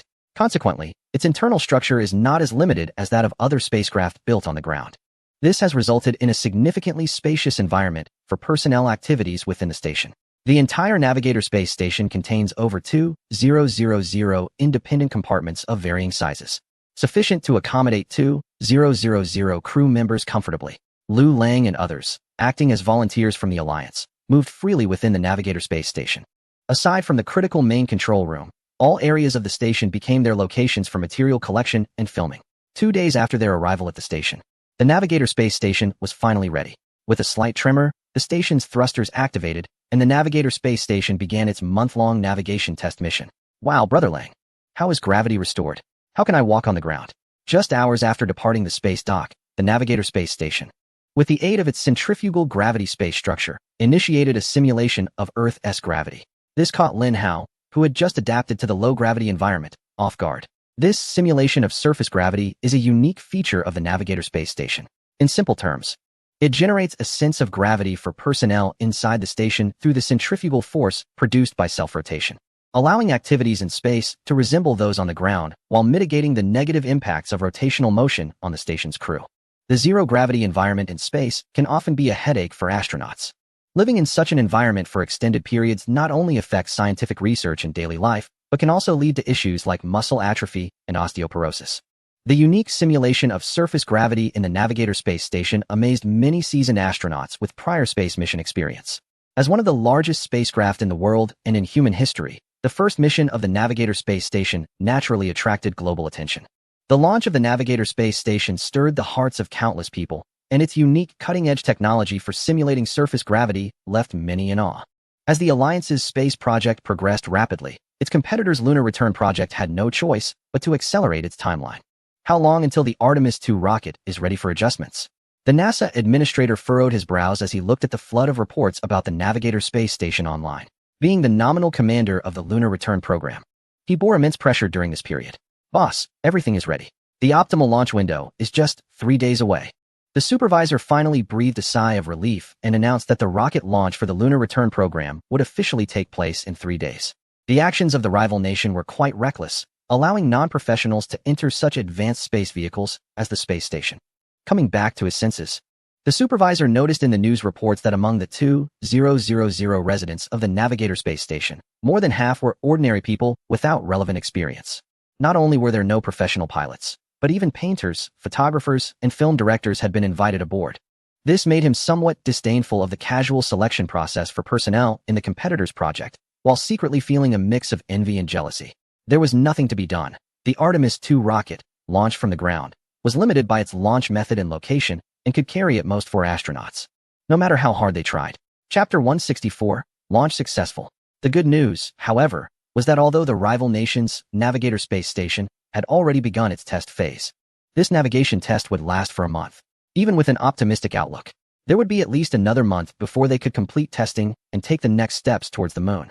In contrast, the Artemis II crewed lunar landing rocket was fully prepared, with only 3 days left before the official start of the lunar landing mission. This time, North America was once again ahead of the rival nation. The promotional efforts for the lunar return program in North America were overwhelming. Various official media outlets, politicians, wealthy individuals, and celebrities from all walks of life expressed their anticipation for the lunar return program through countless channels. In recent years, North America's dominant position on the international stage had been challenged. Innovations like space elevators, the industrialization of carbon nanotube materials, and the Navigator space station had delivered strong blows to the high-tech barriers that North America had built. The citizens of North America, raised with the belief that their nation was the strongest, found it hard to accept this disparity. They could not fathom that such futuristic high-tech innovations could emerge from countries outside of North America. As a result, the criticisms directed at the North American authorities became increasingly intense, with the most significant impact reflected in the declining public support for the big boss. To salvage this crumbling situation, the North American authorities had considered countless methods, including undermining competitors, launching propaganda campaigns, and diverting public attention through trending social events. However, many of these ideas were either shelved due to poor feasibility or abandoned due to unsatisfactory results. Ultimately, only the lunar return program stood out as the most effective plan to boost public confidence and restore official support. Despite repeated urgings from the higher-ups, the director of the agency held firm under pressure and insisted on conducting a series of training sessions for the astronauts who would soon participate in the lunar return program. As a seasoned professional in the aerospace industry, he understood that the success of the lunar return program was not merely about launching the rocket successfully. There were several crucial stages to follow, including landing on the lunar surface, successful moonwalks, and returning to Earth. Each step presented significant challenges, Even with the experience from half a century ago, this remained an unprecedented challenge that required serious attention. The higher-ups, lacking expertise in the relevant field, frequently pushed for faster progress, but as the agency's director, he could not easily compromise. He had to be responsible for the safety of his subordinates. The families of the astronauts, the agency's esteemed reputation, and even the hopes of the public eagerly awaiting this mission. At the Houston Rocket Launch Control Center, the countdown for the Artemis II rocket launch mission was about to begin, and all departments were asked to prepare. 3 days later, the lunar return program finally kicked off as scheduled. With strong promotion from the agency, nearly half of the Western world was aware of this demonstration of space technology prowess. Not only the agency, but also numerous supportive allies actively rallied behind the lunar return program, clearly voicing their support. In contrast to their earlier silence following the success of the space elevator and the space station, their enthusiastic backing now drew attention. The entire internet was live-streaming the launch mission. Whether from member states of the alliance or the public in allied regions, everyone was intensely focused on this event. Even the space station conducting navigation tests in outer space was broadcasting real-time coverage of the Artemis II rocket launch in its hull. Although they were technically in a competitive relationship, this did not hinder mutual interest. 10, 9, 8, 3, 2, 1, ignition launch. With the final ignition command given by the agency's director, the robust Artemis II rocket's tail began to expel large amounts of white steam. Propelled by the combustion of substantial chemical fuel, it started to soar into the sky. It succeeded. I knew it would succeed. After all, our domestic commercial space companies can do it. This is just child's play. This is a small step for the agency, but a giant leap for the comprehensive counteroffensive in the space domain. Looking forward to the agency's future performance. Before long, the national flag will once again be firmly planted on the lunar surface. Just thinking about it is incredibly exciting. The successful ground launch of the rocket is indeed a cause for celebration, but it is just the beginning. There are still several challenges ahead for the lunar return program to achieve real success. Celebrating so early might be a sign of insomnia caused by recent developments like the space elevator and the Navigator space station. To be honest, I am not optimistic about the agency's plans, not because I doubt the lunar return program's potential for success, but because I believe it lacks significance. The cost of just the SLS rocket, Orion spacecraft, and ground systems amounts to $4.1 billion for each mission, and more importantly, this is not sustainable. Adding the research and development costs of the SLS rocket would make it even higher. In contrast, those with a space elevator only need to spend a few tens of thousands of dollars to easily send hundreds of tons into space. Over time, the gap in space capabilities between regions will widen significantly. It is strongly recommended to end the development of chemical fuel rockets and focus on more reliable and promising space elevator technology. Discussions on the lunar return program have reached a peak following the successful launch of the Artemis II crewed rocket. Internet users from various countries, ethnicities, and educational backgrounds have freely expressed their opinions. There is a mix of blind optimism from the general public and disdain from users in allied nations. Many educated individuals in the region have seen through the superficiality and revealed the dilemmas faced by the agency and its affiliates. Although they can still rely on past technological achievements to maintain some advantages in certain areas, the future in the field of space will likely show an increasing gap, particularly due to the advancements in space elevator technology. If the agency's leaders could read these comments, they might only be able to smile wryly. Wouldn't they prefer to use a more efficient, stable, and cheaper technology like the space elevator?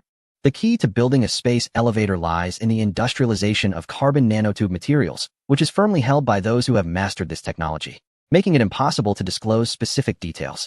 Even if this technology were to become available in the future, it would likely prioritize supply to nations within the alliance. As for others, obtaining this technology through formal channels would be very difficult. After the successful launch of the Artemis II rocket, countries around the world continued to pay close attention. For many, the moon landing mission from half a century ago feels too distant. Many even doubt that the region actually sent humans to the moon decades ago.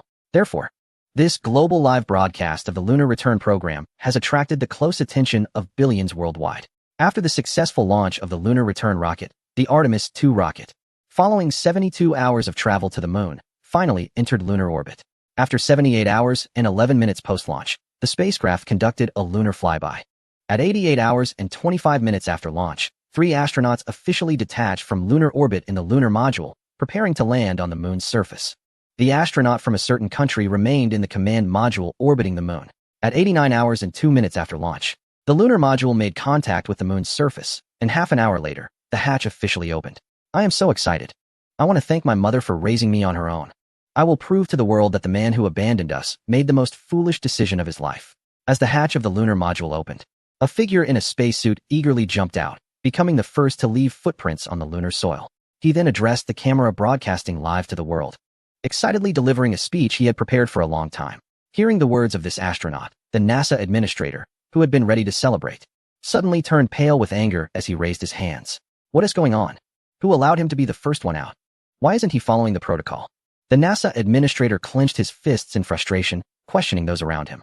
However, no one could provide a satisfactory answer, as the staff at the Houston Launch Control Center were also bewildered, watching the live broadcast in confusion.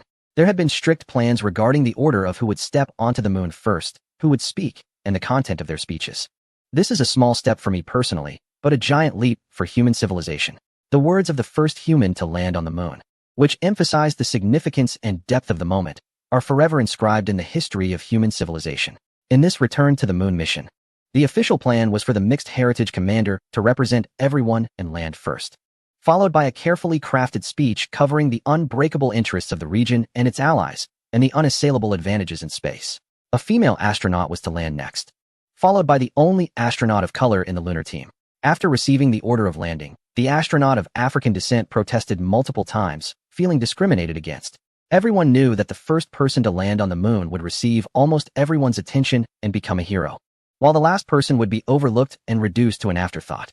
But no one paid attention to his protests. He had to either withdraw from the mission or comply. He chose to remain, and in that moment when the hatch opened, he took action to represent his community in a stand against prejudice and discrimination. I knew I shouldn't have let these individuals go to space. Compared to the head of the space agency, the spokesperson from the presidential office was even more furious at the Launch Control Center. They even lost their composure in public, using discriminatory terms and uttering a series of remarks detrimental to national racial unity. In fact, it's hard to blame them. The big boss had high hopes for this moon landing mission. A significant part of the political significance and messages intended to be conveyed would be expressed through the words of the commander who first landed on the moon. However, now everything has been ruined. Over 1 billion people witnessed the speech of the astronaut live around the globe. As for the big boss's intention to promote political messages to the world through this opportunity, it has completely fallen apart. Plans to check the module and equipment and monitor the moonwalk duration were in place. Note that the lunar landing team only had 72 hours to stay. The farcical dispute over the landing sequence soon faded away. Since the event had already occurred, they could only proceed as planned. The upcoming actions were nothing special, merely planting a flag on the moon's surface, along with a few flags of staunch allies. Additionally, they needed to collect some lunar soil, with the weight strictly controlled to within 10 kilograms. This was all the lunar landing team would accomplish within 72 hours of stepping onto the moon's surface. After all, they did not have a space elevator to use, and the weight in the lunar module was strictly controlled for a safe return to Earth. This is also why there has been no lunar landing by them for so many years. The cost-benefit ratio simply doesn't add up. The moon landing project, which required significant investment, had little practical significance beyond bringing back a few kilograms of lunar soil and planting a flag. What a monumental victory. We have successfully landed on the moon again, a testament to our civilization's achievements in space. Why isn't our flag on the moon's surface?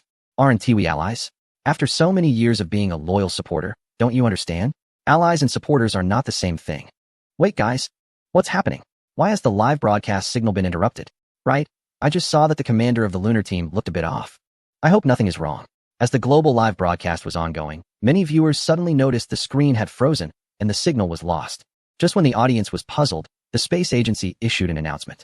The lunar broadcast signal has been temporarily interrupted due to solar wind radiation. It will be restored shortly after technical adjustments. Meanwhile, at the Launch Control Center in Houston, the head of the space agency received the worst news he wanted to hear. The life support system of the lunar module had experienced a technical failure, and it was highly likely that the 3 astronauts would not be able to return safely to Earth. Chapter 166. The onlookers and outer space experts from the space agency and related organizations were quickly summoned to the Houston Launch Control Center. 100 equipment experts from the Lunar Return Mission Project convened an emergency meeting with serious expressions. The director of the External Communications Office also appeared anxious, as if realizing the severity of the situation. Previously, an astronaut had landed on the moon ahead of schedule, disrupting the established landing order. Although the negative impact of this incident was frustrating, it was still within a controllable range. After all, as long as the lunar return mission could be successfully executed, the region's leading position in space would remain intact. However, now there was a malfunction with the lunar module. if the 3 astronauts could not return successfully. It would mean a catastrophe on the moon. This would undoubtedly become a world-class space incident, a shocking scandal for countless citizens.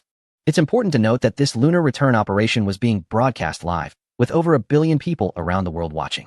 If such a tragedy were to occur, it would spread globally in no time, perhaps within an hour. At that point, not only would the anticipated revitalization of the region's space leadership be in jeopardy, but it might also become a laughingstock.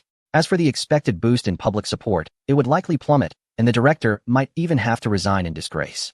Thinking of the terrifying consequences that could arise from this, the communications office director's face turned red with anxiety. Sam, get your people to think of a solution.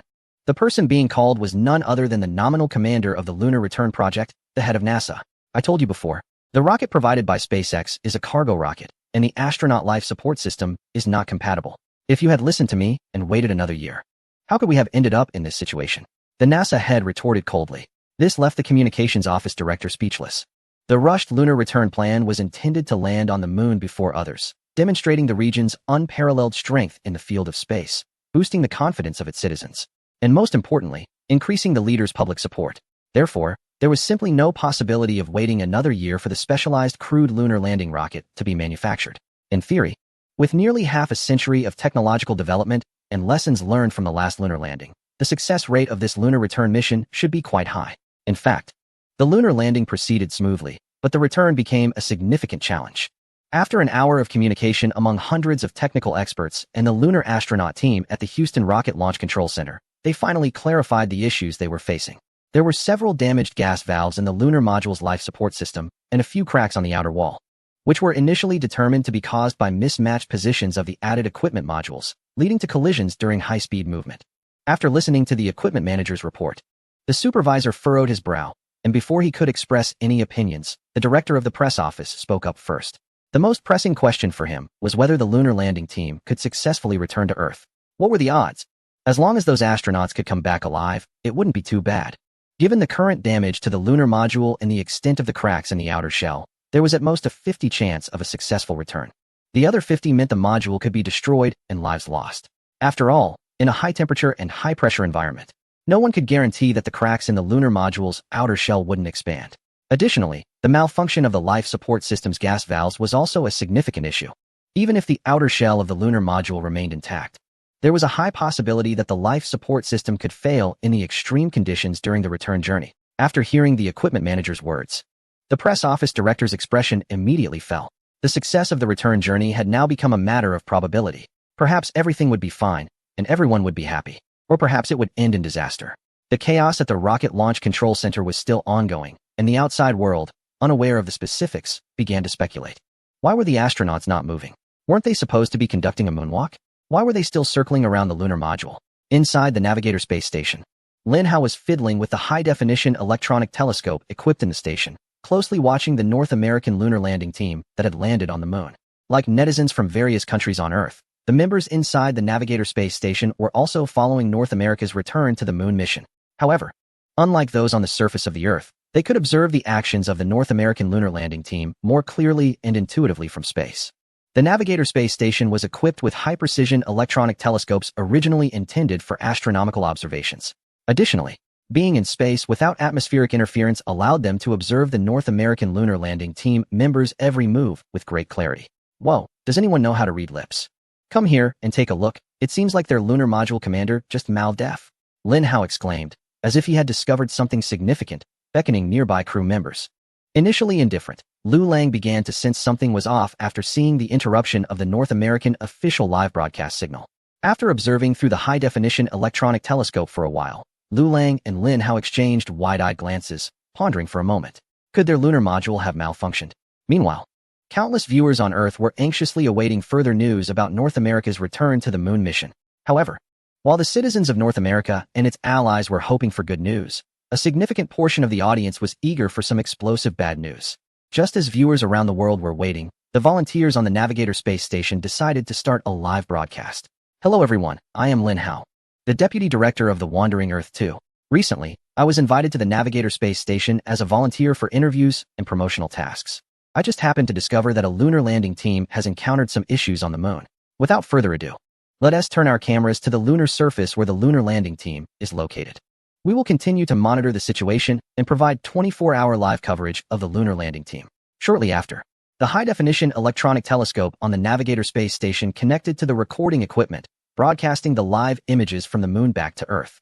In no time, countless anxious netizens flocked to watch. Just as the live broadcast room on the Navigator space station opened, the official spokesperson's office quickly released a statement.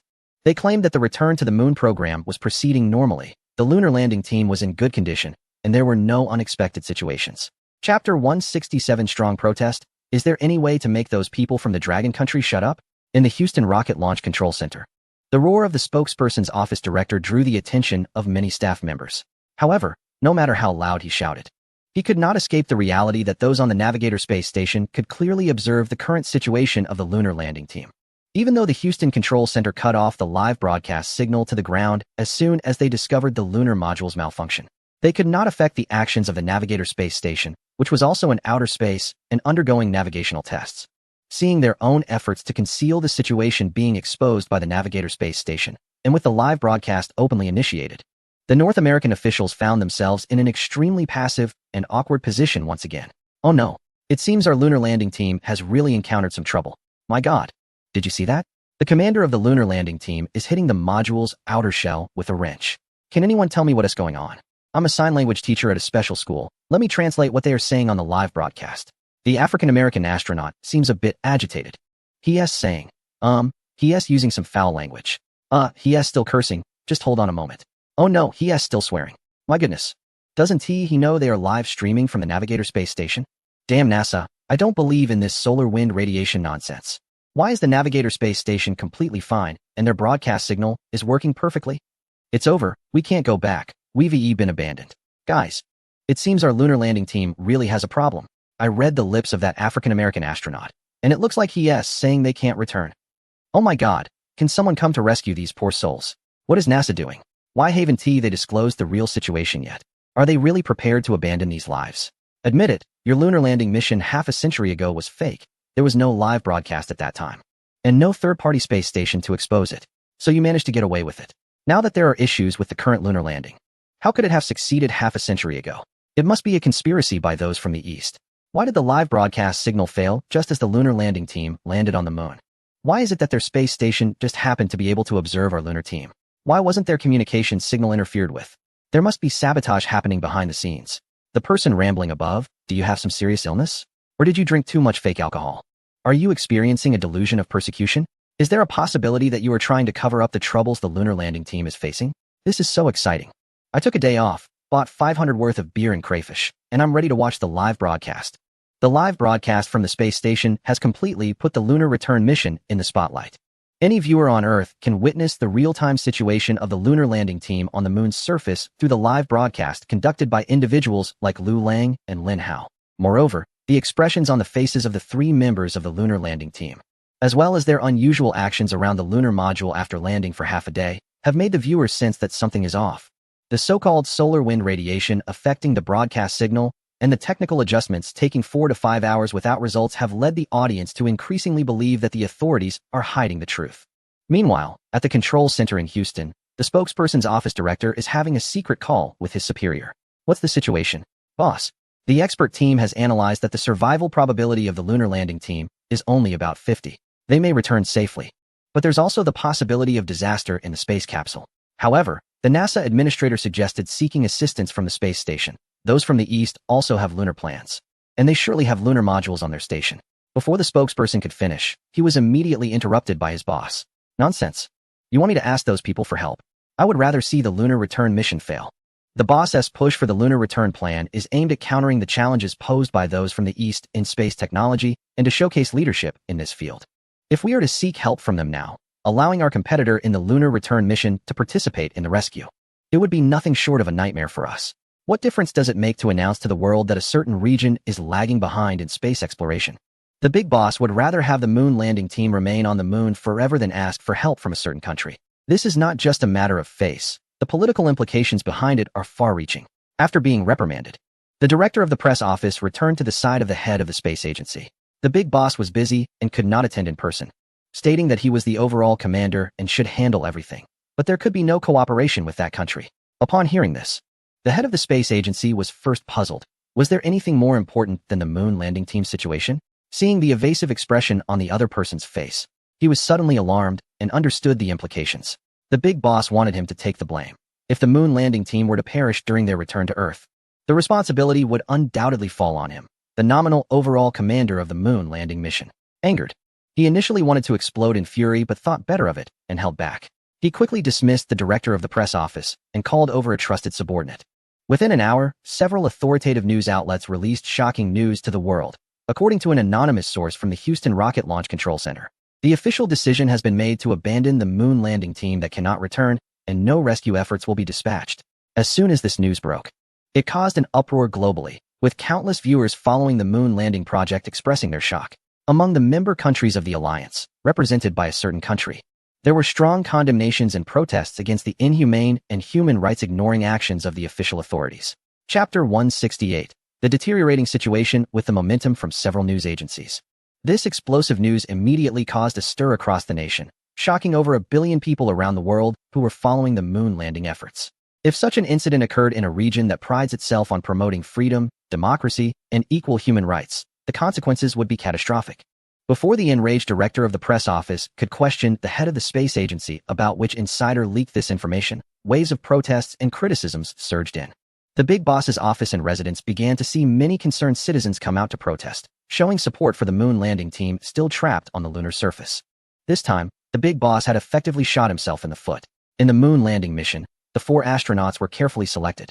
They included an astronaut representing the domestic African American community, a transgender astronaut representing the politically correct LGBT community, and a mixed-race commander astronaut representing core allied interests, along with a Canadian astronaut currently floating in lunar orbit. The political significance behind this moon landing mission was substantial. While success would bring joy, the emergence of problems would only complicate and amplify the situation.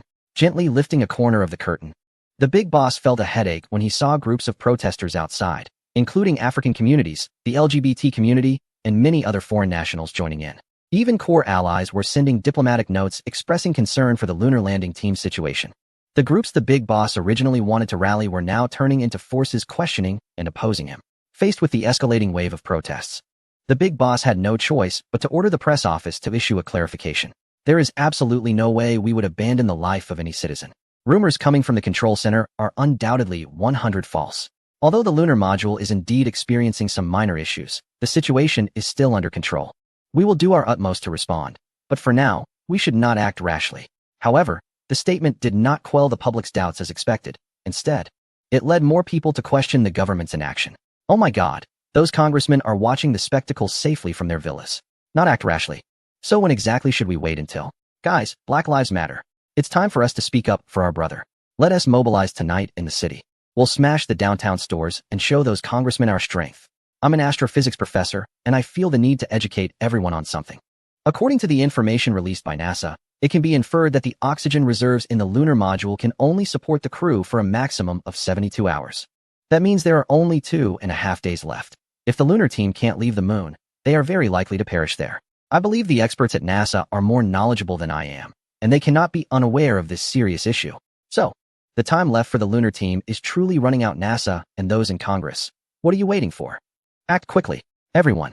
We are from a Chinese newspaper in the city, and we are currently interviewing the mother of an African astronaut from the lunar team. How are you feeling right now? Knowing your son is the first African North American to step on the moon, and also the first human astronaut to walk on the moon in the 21st century? Unfortunately, he is currently facing some issues that may affect his return journey. Do you have any message for the global audience following this event? Mother of the African astronaut, get my son back to me. Censored. The statement from the leader's office did nothing to ease the situation. As time passed and night fell in a certain region, the public began to feel the authorities' indifference towards the matter, leading more and more citizens to join the increasingly large protests. The main battleground was around the leader's residence and the central governmental offices. Countless individuals gathered spontaneously to protest and march, with many members of the agitated community becoming increasingly dissatisfied when faced with the rough dispersal tactics of riot police. Some radicals even prepared makeshift Molotov cocktails to throw at the lined-up riot police. The explosion of these homemade incendiaries escalated tensions further, prompting the riot police to respond with tear gas, pepper spray, rubber batons, and even water cannons. The intensified confrontations dragged many who were merely chanting slogans into physical clashes. In addition to the main battleground, the bustling city centers of major urban areas also became a second front, thanks to the efforts of the community. The downtown area of a certain city was engulfed in flames as night fell. Hundreds of thousands appeared to communicate through some advanced telepathic means, flooding into the city's commercial streets with clear objectives, swift and decisive actions, and efficient divisions of labor. Jewelry stores and high-tech electronic shops were their primary targets for attacks. Faced with such a wave of crimes, the local security forces could only choose to be passive after reporting the incidents. After all, lives matter regardless of race. And no one wanted to respond at night, risking ambushes from hidden assailants. That night, countless citizens supported the lunar landing team in their own ways through various channels. Perhaps intimidated by the display of strength from the public, the leader delivered a televised speech at 6 a.m. the next day, announcing that measures were being taken to ensure the safety of the astronauts involved in the lunar mission. This statement indirectly confirmed the authorities' current predicament, suggesting they might not be able to guarantee the safe return of the lunar team. Shortly after this announcement, the director at the Launch Control Center made a public statement suggesting that the lunar team might be rescued through a certain space station. In the second phase, they said something might happen, but no action should be taken. In the third phase, they said maybe action should be taken, but nothing could be done. In the fourth phase, they said perhaps something could have been done earlier, but now it's too late. Guys, look at this. This is what those lawmakers are capable of. We are already in the third phase, and if this continues, the lunar team will surely be abandoned on the moon. Asking for help from those in the eastern region? I can't accept that. However, if there is really no other way, it might be the only chance left. After all, human lives are the most important. If it comes to that, I think we should give those in the eastern region a chance to prove themselves. Is that guy upstairs a bit too full of himself? Is this really the attitude for asking for help? He really has no self-awareness. Everyone, let us not discuss anything else for now. I believe that given the capabilities of those in the eastern region in the space field, they are currently the only ones who can assist us. We must remember that the lunar team has only 2 days left of oxygen supply. With such a short time frame, it's impossible to launch a lunar rocket to rescue them. Moreover, the space station operated by those in the eastern region is quite close to the moon. We should set aside our prejudices and work together for the rescue mission. I believe that if those in the eastern region requested assistance from the western region, we would also extend a helping hand. This plan was proposed by the head of the space agency, who is an expert in the field. There must be a reason behind his words, and I choose to believe him. If the official channels refuse to seek help, I will have to suspect that the higher-ups have dragged this matter into a dirty political game. The public statement from the head of the space agency was like pouring water into a pot of hot oil, causing public opinion to boil over. Initially, the focus of criticism from the public was on the head of the space agency, who was nominally in charge of the lunar mission. But now, he has completely severed ties with the higher-ups and no longer pays attention to their veiled threats. Regardless, if the lunar team fails to return, it would undoubtedly become a scandal, and the public support for the higher-ups, already at a low point, would plummet, making re-election impossible, and they might even resign in disgrace. Conversely, if they choose to seek help from the eastern region and successfully rescue the lunar team, the higher-ups will still lose face. The lunar mission they directed would be a complete failure, becoming a backdrop for the eastern region to showcase its capabilities in space. No matter the final outcome for the lunar team, the higher-ups will not come out unscathed. After realizing this, the head of the space agency certainly did not want to share the blame with them. The current higher-ups are like a massive ship sinking in the sea, and the head of the space agency only wants to distance himself from them. As long as the lunar team can be successfully rescued, he will achieve redemption in the eyes of the public. Therefore, he openly stood up to issue a statement that contradicted the big boss. If your side sincerely requests it, we are willing to provide humanitarian assistance to the lunar team. Member countries of the alliance advocate that every citizen should enjoy freedom and human rights. Shortly after the NASA administrator made the statement, the alliance organization quickly responded positively and even mocked the official stance from that region in an official tone. This series of developments caught the big boss off guard. In fact, the outcomes of the lunar team's sacrifice on the moon and their successful rescue by the relevant personnel were equally disastrous for him. Politically speaking, the latter was even more serious than the former. He had already prepared to abandon the 3 members of the lunar team. However, that annoying NASA administrator was not willing to cooperate with him, openly issuing a statement that was inconsistent with his own, leading to an unprecedentedly embarrassing situation for the big boss. If he agreed to request assistance now, once the relevant personnel successfully rescued the lunar team, the credit would go to the straightforward NASA administrator and the rescuers. At that point, the big boss would merely become a background figure, a foolish and incompetent politician. He could forget about seeking re-election, but if he insisted on not requesting assistance, and the lunar team truly perished on the moon, public opinion would surely hold him responsible for their sacrifice. The scapegoat he had chosen, the NASA administrator, had now turned against him and could no longer attract fire away from him. Without this high-profile scapegoat to draw away the anger of the public, his fate would likely be even worse than the first option, and he might not even last until the end of his term before being forced to resign in shame. Finally, after 8 hours of protracted negotiations, the big boss finally agreed to request assistance from the Navigator space station in the name of NASA. He also insisted that the astronaut from that region, who was currently above the moon's orbit, return to Earth first. Allowing the 3 members of the lunar team to accept assistance from relevant personnel had already made the big boss feel embarrassed. He absolutely could not tolerate the astronaut, who was capable of returning alone, receiving help from them. After the negotiations concluded, the NASA administrator immediately adopted an unprecedentedly humble attitude to request support from the Alliance organization. He was now bound to the fate of the lunar team. Upon receiving the formal request for assistance, the already prepared Navigator space station immediately began its operations. At this point, any talk of humanitarian rescue was superficial. The true significance of this operation was to demonstrate the Alliance organization's formidable strength in the field of space to the world. Lu Lang, Lin Hao, and other crew members showcased this lunar rescue operation to over 1 billion people on Earth through a live broadcast. After more than 10 hours of travel, the Navigator space station finally arrived near the lunar orbit. The lunar lander inside the space station was also ready, and Lin Hao joined the rescue team as a volunteer, responsible for live broadcasting the entire operation. In a sense, his role as a volunteer in the live broadcast was the most significant aspect of the rescue mission. As for Lu Lang, he initially planned to participate in the filming as well, as the temptation of walking on the moon was too great. However, the person in charge of the space station had been warned not to let Lu Lang leave the Navigator space station under any circumstances. He received orders to ensure Lu Lang's safety at all costs. Chapter 170. 2.5 years of service, the Firefly 1 was ready for landing, expected to touch down on the lunar surface in 8 minutes and 35 seconds. The Navigator space station, which had already reached lunar orbit, quickly released a spacecraft. This spacecraft, named Firefly 1, had a massive rectangular shape, with a shell made of high-tech materials that could withstand extreme temperatures and environmental conditions in space.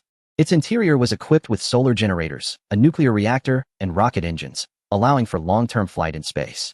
Additionally, it featured the most advanced navigation system, capable of automatic navigation and flight. It could accommodate up to 30 passengers for medium to short-range space travel. This spacecraft was developed based on the Traverser model from the previous film, The Wandering Earth 2, which was used to transport nuclear bombs. The Navigator space station was equipped with 50 such comprehensive scientific research spacecraft.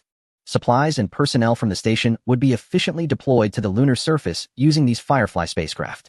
Lu Lang, inside the Navigator space station, personally operated the camera, capturing wide-angle shots of Firefly 1's rescue operation for the North American lunar team. Inside Firefly 1, Lin Hao was responsible for capturing close-up footage of the rescue operation from the first-person perspective. With the collaboration of the Wandering 2 crew members and numerous experts within the Navigator space station, this unprecedented rescue operation was being broadcast live to Earth. The number of viewers attracted by this rescue operation's live broadcast surpassed that of the previous lunar return mission.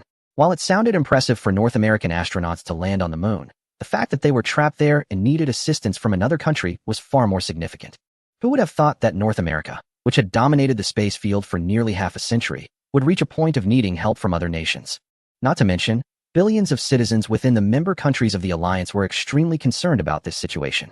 If the trapped lunar team members were indeed rescued successfully by the Navigator space station, the rhetoric surrounding the Alliance organization leading in space technology over a certain region is likely to spread worldwide the next day. As citizens of the member countries of the Alliance, they naturally feel a sense of pride. Hey guys, look, that rescue spacecraft called Firefly is starting to land. Why don't we in the region build such spacecraft to land on the moon? Why make it so complicated with a lunar module? It feels strange, as if this spacecraft is more advanced. You don't really think the space agency doesn't want to build it, do you? The problem is, they lack the technology. This return to the moon mission is almost the same old routine from half a century ago, just with a larger rocket payload and slightly more advanced electronic equipment. Look, that spacecraft is landing right in front of the lunar module. I have to say, the landing control of this spacecraft from the Alliance is quite impressive. Oh shoot. Guys, did you notice? That spacecraft just knocked down the flag planted on the moon by the lunar team. Come on, don't worry about those details. We're also landing on the moon for the first time. Who doesn't make a small mistake? Was it intentional or accidental? I think this must have been planned by them. In the globally broadcast footage, Firefly 1 successfully landed on the lunar surface. Aside from the minor issue of a few flags being knocked down, the viewers watching the live broadcast erupted in cheers. Even the staff at the Launch Control Center were unable to contain their applause. The lunar team could be considered their colleagues, and the rescue of those in danger was indeed uplifting. However, the ones feeling the most excitement were the 3 members of the lunar team trapped on the moon. Oh my god, I almost thought I was going to be abandoned. Finally, the savior has arrived. As soon as the hatch of Firefly 1 opened, Lin Hao captured the image of an astronaut of African descent on camera. Upon connecting to the voice channel, the sound of the astronaut's frantic voice echoed through the headset. Clearly, this astronaut's spirit of dedication was not high. Compared to the exaggerated reaction of the astronaut upon seeing the rescuers, the other 2 astronauts were much more restrained. After all, they represented the official stance of their region.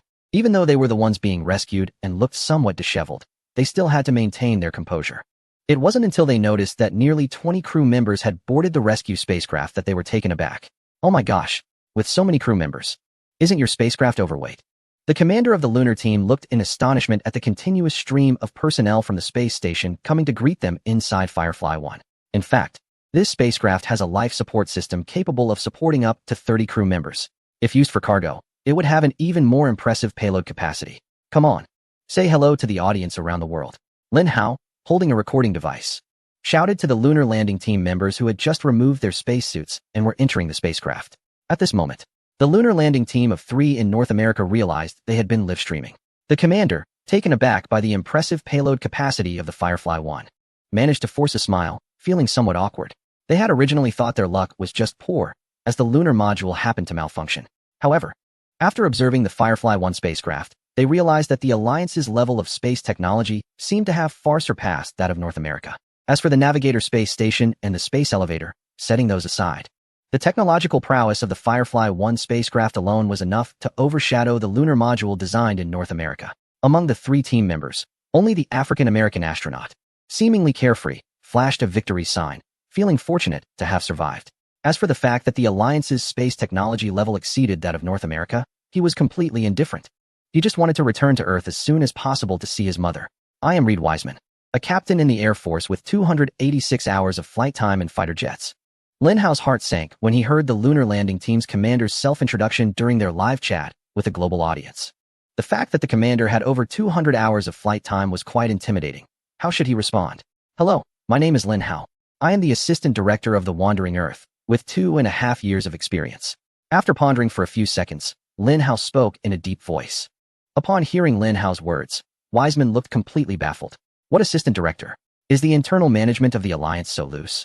How can someone involved in filmmaking be allowed to participate in such a specialized lunar rescue mission? I had assumed that only professional pilots and astronauts would be involved in this task. Wiseman found it hard to comprehend. In fact, not only in North America, but globally, astronaut selection is quite strict. The requirements for physical fitness and professional skills are very demanding. Although standards might occasionally be lowered due to political correctness, generally speaking, every astronaut is typically selected from qualified fighter pilots. Therefore, he could not understand why the Alliance would send someone like Lin Hao, an outsider, to carry out this rescue mission. In fact, I am also a professional at the Navigator space station, just responsible for publicity, Lin Hao explained. During this test flight of the Navigator space station, 2,000 staff members were recruited from within the Alliance. As a volunteer, I was also invited to join the space station for this exciting journey. Thanks to advancements in technology and the sophistication of the Navigator space station, we have not encountered any limitations regarding payload weight or space. Therefore, the Navigator space station is home not only to professionals from the film industry like myself, but also to numerous experts from various fields, such as painters, photographers, bartenders, and dancers. The Alliance does not believe that the Navigator space station should be a dull research facility like the International Space Station. Instead, it should be a diverse area that allows for the coexistence of various cultural and lifestyle practices, providing astronauts with life services that are unparalleled to those on Earth. Naturally, Lin Hao couldn't admit that he was merely tagging along for the trip to the Navigator space station. He recalled the promotional tasks of the crew members from Wandering 2, along with the fact that he was currently involved in a live broadcast being watched by audiences worldwide. He spontaneously began to elaborate on promotional phrases about the Navigator space station, leaving the 3 members of the lunar landing team opposite him stunned. Wiseman, the commander of the lunar landing team, listened to Lin Hao's lengthy discourse with a headache. By now, he understood that the other party was putting on a show in front of a global audience, promoting the Alliance's Navigator space station. In Lin Hao's words, the Alliance has already achieved a significant leading position in the field of space technology. whether it's the space elevator, the Navigator space station, or their spacecraft Firefly 1. The technological content is indeed unmatched globally. In contrast, the region that once led Earth's technology now seems to have fallen behind, almost to the level of primitive humans. Listening to Lin Hao's promotion, Wiseman found himself wanting to interrupt and refute several times, but he held back. After some reflection, he realized he couldn't find a valid reason to argue against it. The lunar return mission has reached a point where it seems chaotic, and the local space agency lacks the capability to rescue the 3 people stranded on the moon independently. Ultimately, it was the alliance led by individuals from another nation that came to the rescue. As events unfolded, almost everyone began to question the long-standing claims of the local authorities about being far ahead in space technology. Furthermore, during the subsequent global live broadcast, the advancements of the Firefly 1 spacecraft were witnessed by viewers worldwide. In comparison, the lunar module used by the local lunar landing team appeared almost laughable. Like a child's toy, Wiseman opened his mouth but ultimately had to give up, allowing Lin Hao to continue showcasing the advancements of the Navigator space station. I just checked the official procurement list, and a ceramic mug is priced at an astonishing $5,000. It's hard to believe how much funding has been wasted on the lunar return mission. Currently, it is confirmed that the entire lunar return program costs up to $4.2 billion, and a significant portion has definitely been embezzled. I think we have reason to believe that the issues with the lunar module must be related to these 5,000 mugs. Why are we using such an outdated method for lunar landing? Why can't we learn from other countries and use that kind of Firefly spacecraft? I'm very angry and confused. I need an explanation. Isn't it obvious that there's a technological gap? It's not just the difference between spacecraft and lunar modules. I must remind you that the region is still using fossil fuel rocket technology. However, chemical fuel rockets have been proven to be inferior compared to space elevators. I think we should seriously consider cooperating with other countries. Why must we compete with them? Countries that have mastered advanced technologies should be our allies. Exactly. I also think so. We should form an alliance with those countries to strengthen ourselves. Additionally, we should quickly eliminate those useless allies that are draining resources from us. For example, that country up north is of no use and still needs our troops to protect them year-round. By the way, after forming an alliance, we should also remove the deadweight allies in the organization. So many small countries provide nothing but cheap labor and lack technological resources. They are completely useless. Nonsense. The relationships within our alliance are unbreakable. We are the most reliable allies. Without us, the alliance would not be complete. As a German, I feel that there is some truth in what the people from that region are saying. I think we can consider cleansing the alliance, kicking out those who are just freeloading. After successfully rescuing the 3 members of the lunar landing team, the Firefly 1 spacecraft finally took off, returning to the Navigator space station. Under the influence of this global live broadcast, all the viewers who witnessed the rescue operation began to argue online. Meanwhile, the Firefly 1 also ascended to lunar orbit. Shortly after, it successfully docked with the interior of the Navigator space station. Chapter 172. The luxury of the Navigator space station. Once the Firefly 1 spacecraft successfully docked with the Navigator space station, the crew, including the rescue team and the lunar landing team, exited the spacecraft and stepped into the Navigator space station. As the first people from that region to set foot in the Navigator space station, the lunar landing team was filled with curiosity about everything inside. Their first reaction to the Navigator space station was its size. Compared to the International Space Station built by that region, the overall scale of the Navigator space station is hundreds of times larger. The distance from the spacecraft's docking position to the main area of the space station is more than 10 times the total area inside the International Space Station. What amazed the lunar team of 3 was that the Navigator space station could easily simulate ground gravity. Although this simulated gravity technology essentially involves manipulating the station's rotation to create centrifugal force as a substitute for Earth's gravity, it sounds straightforward and appears simple. However, considering the massive size and tonnage of the Navigator space station, the technical difficulty of simulating ground gravity is quite high, at least on the International Space Station, which is hundreds of times smaller in scale and volume. Such technology has yet to be implemented by the relevant space agencies. Is this the Navigator space station built by that country? It looks fine from a distance, but up close, it's enormous. It's almost comparable to our nuclear-powered aircraft carriers. Did they really build this themselves? Aircraft carrier? Who are you looking down on? The total mass of the Navigator space station is probably more exaggerated than that of 10 of the largest active aircraft carriers combined. Its scale and the volume it occupies far exceed that. This thing can be considered the largest vehicle ever constructed in human history. Moreover, it can only be built in a microgravity environment in space. It's impossible for it to exist on Earth. Can a mere nuclear-powered aircraft carrier be compared to the Navigator space station? That's simply an insult. I need to remind everyone that the Navigator space station is the result of the collaborative efforts of member states of the Alliance. Although that country did indeed contribute significant technical support during its construction, it's undeniable that we also provided a large number of construction workers. The Navigator space station. This gem of space technology has our contributions as well. Come on, those workers you sent over had nothing to do with the main project of the Navigator space station. The runway for the outer base had to be redone twice. What a letdown. I think rather than wasting funds on actions like returning to the moon, we should build our own Navigator space station like they did. At least from what we see now, the Navigator space station seems much more reliable than the moon return mission. We brought almost nothing back from the moon, and we almost lost 3 astronauts. If we build such a space station, we will gain a world-leading space facility. To the person above, I suggest you do some research before dreaming. Do you think the relevant agency is foolish? If they had that technology, wouldn't they go ahead and build such a large space station? The problem is they don't have the capability. They don't even have space elevator technology, yet they want to build the Navigator space station? Trying to send building materials to space using chemical fuel rockets? Dream on. The lead that this country has in the space sector is becoming too exaggerated. We need to remain vigilant and respond. It is suggested to sell the company to individuals from a certain country, as they seem very interested in lithography technology. It would be a good opportunity to exchange it for space elevator technology.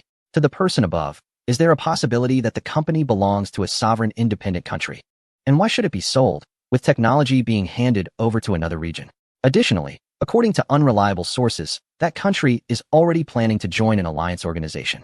The advanced capabilities of the Navigator space station have not only shocked the rescued lunar team, but also astonished billions of viewers on Earth watching the live broadcast. This is the first time the alliance organization has publicly promoted the Navigator space station. And the promotional activities by the crew of Wandering Earth 2 inside the station represent a significant display of strength in the space sector after the member countries invested substantial resources. While casual viewers express surprise at the live broadcast of the Navigator space station, experts in the aerospace field from various countries are equally impressed, if not more so, than the 3 astronauts present. In the live footage controlled by Lu Lang, Lin Hao, and others, many non-confidential living areas inside the Navigator space station were revealed. The footage showed hundreds of station occupants, with each living module even having its own restroom. Moreover, the Navigator space station is equipped with amenities like a gym, a small basketball court, and game rooms for the crew to relax and decompress. This is something that astronauts on the International Space Station, who are accustomed to a lack of privacy and limited space, would envy greatly. The larger scale, volume, and tonnage not only provide various luxuries in living areas, but also allow for the installation of more extensive and higher capacity scientific research equipment on the Navigator space station. This aspect is particularly enviable for many researchers worldwide. In contrast, the conditions on the International Space Station are far too rudimentary. Sending a researcher there is a challenging process that requires prior applications and approvals, and even then, it is unlikely to be granted, as the entire station can only support a maximum of 10 residents. In comparison, the Navigator space station is luxurious enough to accommodate up to 2,000 residents. Each member country of the Alliance can allocate some slots for occupants. Not only are there wealthy tourists from the Middle East, but even a small country like Gabon, with a population of only 2 million, has been allowed to send 2 pilots for agricultural drones to reside there. The allocation of resources has been squandered so badly that it has left many countries outside the Alliance heartbroken. What was initially a global live broadcast of a rescue operation has gradually transformed into a grand event reminiscent of a certain space station. Just as the audience was still immersed in the promotional presentation of this space station, another shocking news broke. The astronaut from a certain country, who was ordered to pilot the mothership back to Earth, encountered an accident. Chapter 173, an unprecedented aviation disaster. The astronaut from a certain country aboard Artemis II was piloting the command module back to Earth alone. After the command module successfully jettisoned the service module in Earth orbit as planned, it began its final descent mission. However, unfortunately, just 2 minutes after the descent mission commenced, the control center noticed that the command module had deviated from its intended landing angle. No matter how the control center attempted to reach out, there was no response from the astronaut. The critical adjustment window slipped away, and soon the command module veered off course, leaving the designated drop zone in the southeastern waters near a city and ultimately crashed near the municipal building in the city center. Moreover, the command module failed to deploy its slowing parachute as planned, resulting in the heavy command module crashing into a high-rise office building like a long-range missile. The scene resembled a terrifying attack from a powerful bomb, with thick smoke billowing everywhere. Upon seeing the coverage of this catastrophic event from the space station, not only were the 3 members of the lunar landing team shocked, but even others present were in disbelief, their faces reflecting sheer astonishment. Who would have thought that the astronaut, who was not stranded on the moon, would still meet with disaster during the final descent phase back to Earth? Oh God. Poor Jamie. If only he had stayed with us to wait for rescue, lamented one of the astronauts. For a moment, the 3 members of the lunar landing team felt a sense of relief for having been rescued. If it hadn't been for the malfunction of their lunar module, leaving them stranded on the moon, they might have returned with the astronaut and met the same fate, perishing in the ruins of the city center. As they processed the news, the 3 team members exchanged complex glances, unsure whether to mourn for poor Jamie or celebrate their own escape from danger. Meanwhile, at the control center, the director of the press office fainted upon witnessing the crash of the return capsule from the lunar mission. By the time the higher-ups received this shocking news, the tragic event had already spread across the globe. What? Deviated from orbit? An explosion? After receiving the news, the boss jumped up from his seat in shock. When he heard that preliminary estimates indicated over 20 people had died and nearly 100 were injured, he could only weakly collapse back into his chair. It was over. Everything was over. The astronaut from Canada could have been rescued by the Navigator space station, like the 3 members of the lunar landing team. However, under the boss's stubborn orders, he was required to return alone first. He did this to preserve the last bit of face for the North American space sector, proving that the lunar return mission could still have an astronaut complete the task as planned. It also indirectly demonstrated that the lunar return initiative he vigorously promoted was not a complete failure. However, the capsule's deviation from its trajectory completely shattered all his plans. This disastrous event could be said to be the most devastating aviation disaster in North America since the events of September 11th. Preliminary assessments of the incident suggest that the Canadian astronaut lost consciousness in the capsule, which led to missing the golden time for optimal control and recovery. The capsule was originally designed for 4 passengers, so even if one person lost consciousness, the other occupants could take corrective action. Unfortunately, the 3 members of the lunar landing team were not on board the capsule, which ultimately led to this aviation disaster. Shortly after the capsule incident, the NASA administrator immediately made a statement at the Houston Rocket Launch Control Center, expressing deep condolences for the sacrificed Canadian astronaut and the many North American civilians who lost their lives or were injured in this disaster. This is truly shameless. How can you shift the blame to a deceased astronaut? Isn't this a problem for NASA? It's clearly an issue with the equipment's manufacturing. If the 3 members of the lunar landing team hadn't received rescue from the Navigator space station, our North American lunar return mission would have been completely wiped out. Don't even call it a lunar return. Just call it a fireworks operation, the kind where you go and never come back. Why didn't the Canadian astronaut follow the 3 members of the lunar landing team to accept the rescue from the Dragon country? Why did he have to return alone? Who issued that order? Someone needs to be held accountable. Jamie Hansen and those innocent bystanders affected need an explanation. This is utterly disappointing. Initially, when I saw the advanced technology of the Navigator space station in the live broadcast, I felt nothing. But now, such a catastrophic event has occurred. I don't know if the Dragon country has surpassed us in the field of space, but at least they haven't had a single casualty related to space endeavors. And what about us? Not only did we lose an astronaut, but we also caused the deaths and injuries of hundreds of innocent civilians. Admit it. The method of using chemical fuel rockets to transport personnel and supplies has been completely eliminated. Leaving aside the cost issues, in terms of safety and stability, the space elevator technology far surpasses it. Since the space elevator was built, there hasn't been a single safety incident reported. It is suggested to shut down the space agency and cancel domestic space launch missions, outsourcing these tasks to another country instead. At least there will be no more injuries caused by this. The public's anger surged like a tide, heavily impacting the space agency and all related departments and personnel involved in this disastrous event. The agency's head noticed that the public was not buying into the statements made, and the wave of public sentiment was intensifying, prompting him to issue a supplementary statement. He expressed regret for the current situation but stated that the astronaut had been ordered to return to Earth alone, a command given by the higher-ups, which was unrelated to him. In fact, all staff members, including himself, were victims in this situation. The blame was too heavy to bear. And with the risk of serious consequences looming, the agency head, having already torn relations with the higher-ups, decided to shift the blame onto those truly responsible. As a result, various departments involved in the lunar return project began to argue over who should be held accountable. The controversy escalated, with more departments and personnel getting involved, and the stakes getting higher. Many officials from various sectors, either actively or passively, began to take sides.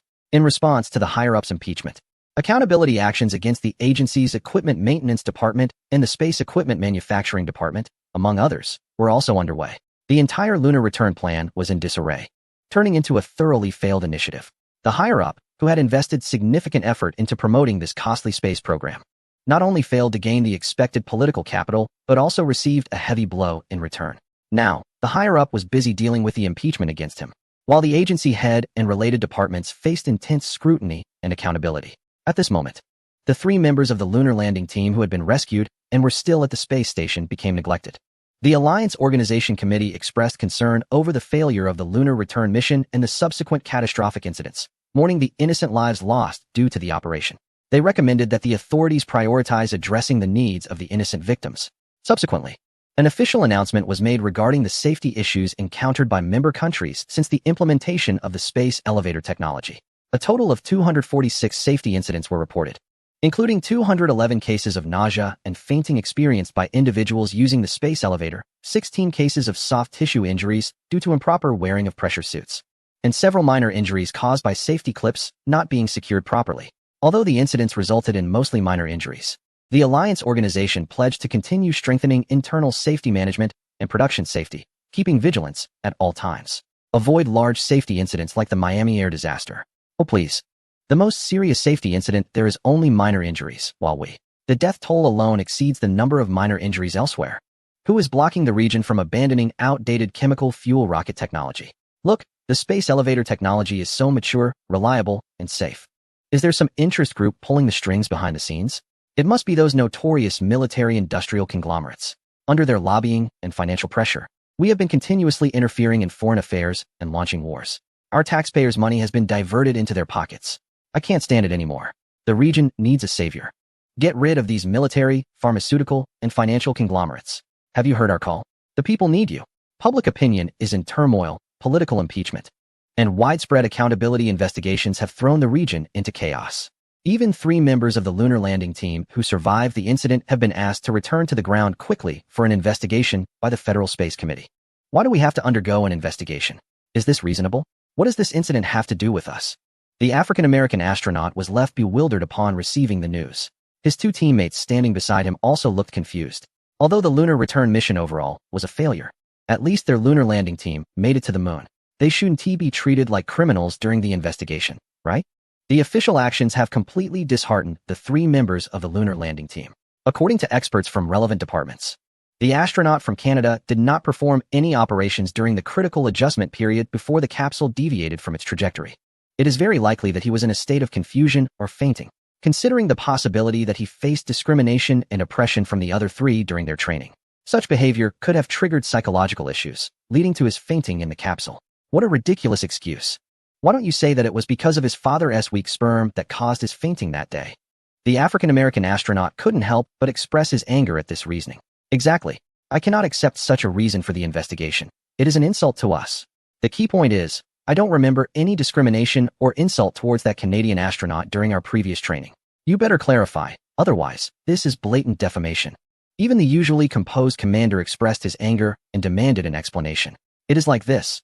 Based on the recorded footage from your 2-month training at the base, investigators from the Federal Space Commission found that the commander mentioned the accent issue of an astronaut from a certain region 3 times, which they considered a form of regional discrimination.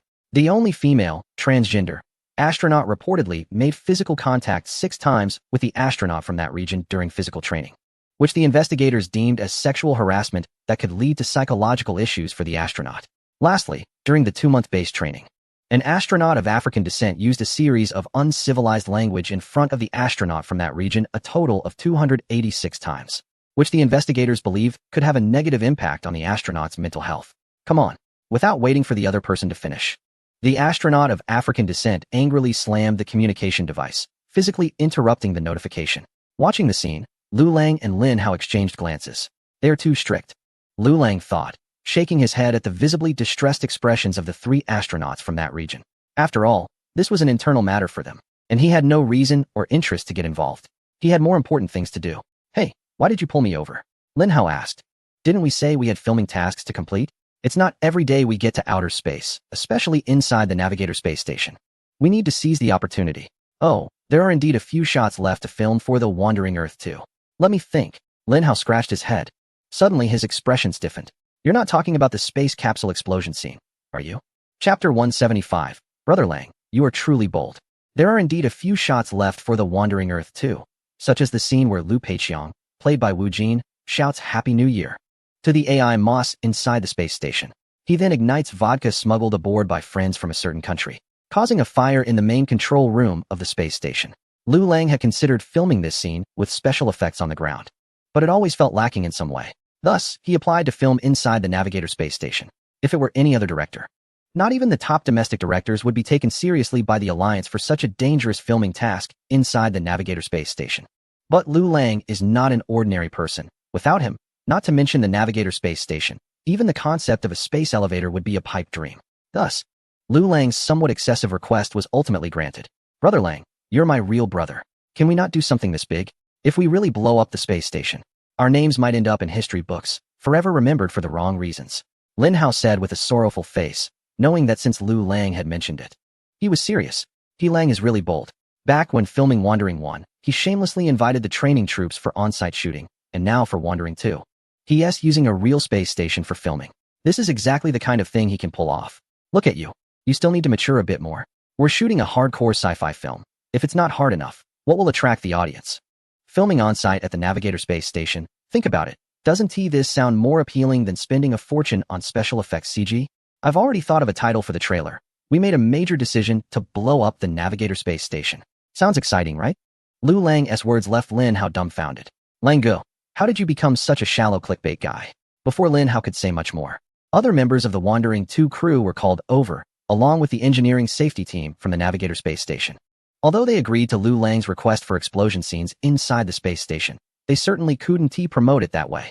Today, we will cooperate with the space station's engineering safety team to conduct a safety drill for the station's fire protection facilities. We will simulate emergency disaster response for a flammable liquid explosion in the space station, and during this time, we'll also shoot scenes for Wandering 2. Lu Lang quickly shifted the focus from the filming task to the so-called fire safety drill. A utility room far from the living and core areas was soon set up to resemble the control room in Wandering 2. Jin Go, it's your turn. I hope you nail this scene in one go. If we need to reshoot, it might be a bit of a hassle. Lu Lang encouraged Wu Jin while handing him an important movie prop, a bottle of high-proof vodka. Wait, Director Lu, are we really doing this? Wu Jin looked at the vodka in Lu Lang's hand, his expression a bit dazed. His hesitation wasn't due to concern about needing a reshoot, but rather the danger of playing with fire in the space station. High-proof alcohol could explode in the confined space, making it similar to a Molotov cocktail. Don't worry, the fire protection facilities in the space station are reliable. Nothing will happen, and there are professional safety engineers outside keeping watch. Director, is that Earth outside? My legs feel a bit weak. Catching a glimpse of the blue planet outside the cabin window and realizing he was in outer space, Wu Jin suddenly felt a bit shaky. Earth? No problem. We can edit it in post. I guarantee there won't be any continuity errors. Howsy, come on. Give Jin Gu a leg massage. He might just be standing too long. Lu Lang continued to encourage him, giving Wu Jin a pat on the shoulder. Lin Hao, as the assistant director, had just brought the recording equipment into the cabin when he noticed that director Lu Lang had already stepped outside. Howsy, I recognize your filming skills. Keep it up. Work with Jin Gu, and let us aim to get the shot in one take. Lu Lang gave Lin Hao a firm look and made a cheering gesture before closing the hatch. The space inside the cabin was limited, allowing only one staff member to operate the camera. Lin Hao had been persuaded by Lu Lang for a while, and finally reluctantly acknowledged the necessity of conducting the live shoot inside the space station. However, it suddenly dawned on him that Lu Lang had been encouraging him all along to go in and shoot. What the heck? Brother Lang, you really are something. How could you do this? I'm your brother, after all. Realizing this, Lin Hao was momentarily stunned and almost burst into tears. Outside the cabin, Lu Lang, separated by transparent glass, pointed to his ear to indicate that the soundproofing was too good to hear Lin Hao's words, while giving him a thumbs up to show his confidence in him. Director Lu, my legs are a bit weak. Don't say that, Jin Gu. My legs are weak too. In fact, Lu Lang had originally planned to enter the cabin himself to shoot, knowing that as the technical provider of the space station, it had a comprehensive fire response mechanism for fire incidents as severe as a vodka explosion.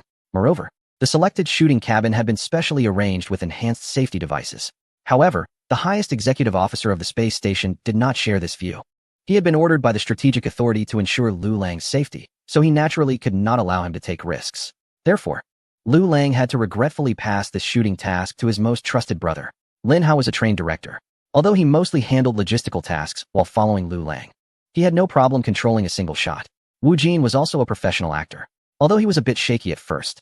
As one of the few actors in the country who could be considered a tough guy, and having been put in a tough spot by Lu Lang before, he quickly adjusted, perhaps realizing that if they couldn't get it right the first time, they would have to go through the trouble again. Both Wu Jin and Lin Hao brought their most focused attitudes to the shoot. The filming went even smoother than Lu Lang had imagined, and they completed it in one go. Just after the filming ended, before the fire inside had a chance to spread, a white mist-like fire suppression spray emerged from a hidden spot in the cabin. By the time the engineering safety personnel, who had been prepared, rushed into the cabin, there was no sign of any flames at all. Chapter 176. Developing the moon. Time passed quickly inside the space station, and the month-long navigation test mission was nearing its end. During this period, Lu Lang and the crew members completed the reshoots for several shots regarding the interior of the space station for the Wandering Earth 2. Except for the overly exaggerated final scene where Lu Peiqiang operated the space station to self-destruct and explode Jupiter, which had to be enhanced with post-production effects. Lu Lang chose to use real shots for all other feasible scenes. Besides the filming tasks, Lu Lang also did not forget the crew's true mission of landing on the space station, which was to assist in promoting this unprecedented space facility in the history of human civilization. These promotional tasks include a series of interviews with space capsule crew members, revelations about living areas, and live broadcasts of various non-sensitive activities within the space station. The configuration of hardware and software on the Navigator space station has overwhelmingly surpassed that of the International Space Station. Following the enthusiastic promotion by the crew of Wandering 2, the advancements of the Navigator space station quickly became known to audiences worldwide. This undoubtedly added fuel to the fire for the officials who were already overwhelmed by the Miami space disaster.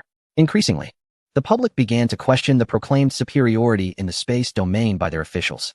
Even the most optimistic citizens couldn't help but ponder the state of the world when they witnessed, through the live broadcasts by the Wandering 2 crew, a colossal object several hundred times larger than the International Space Station.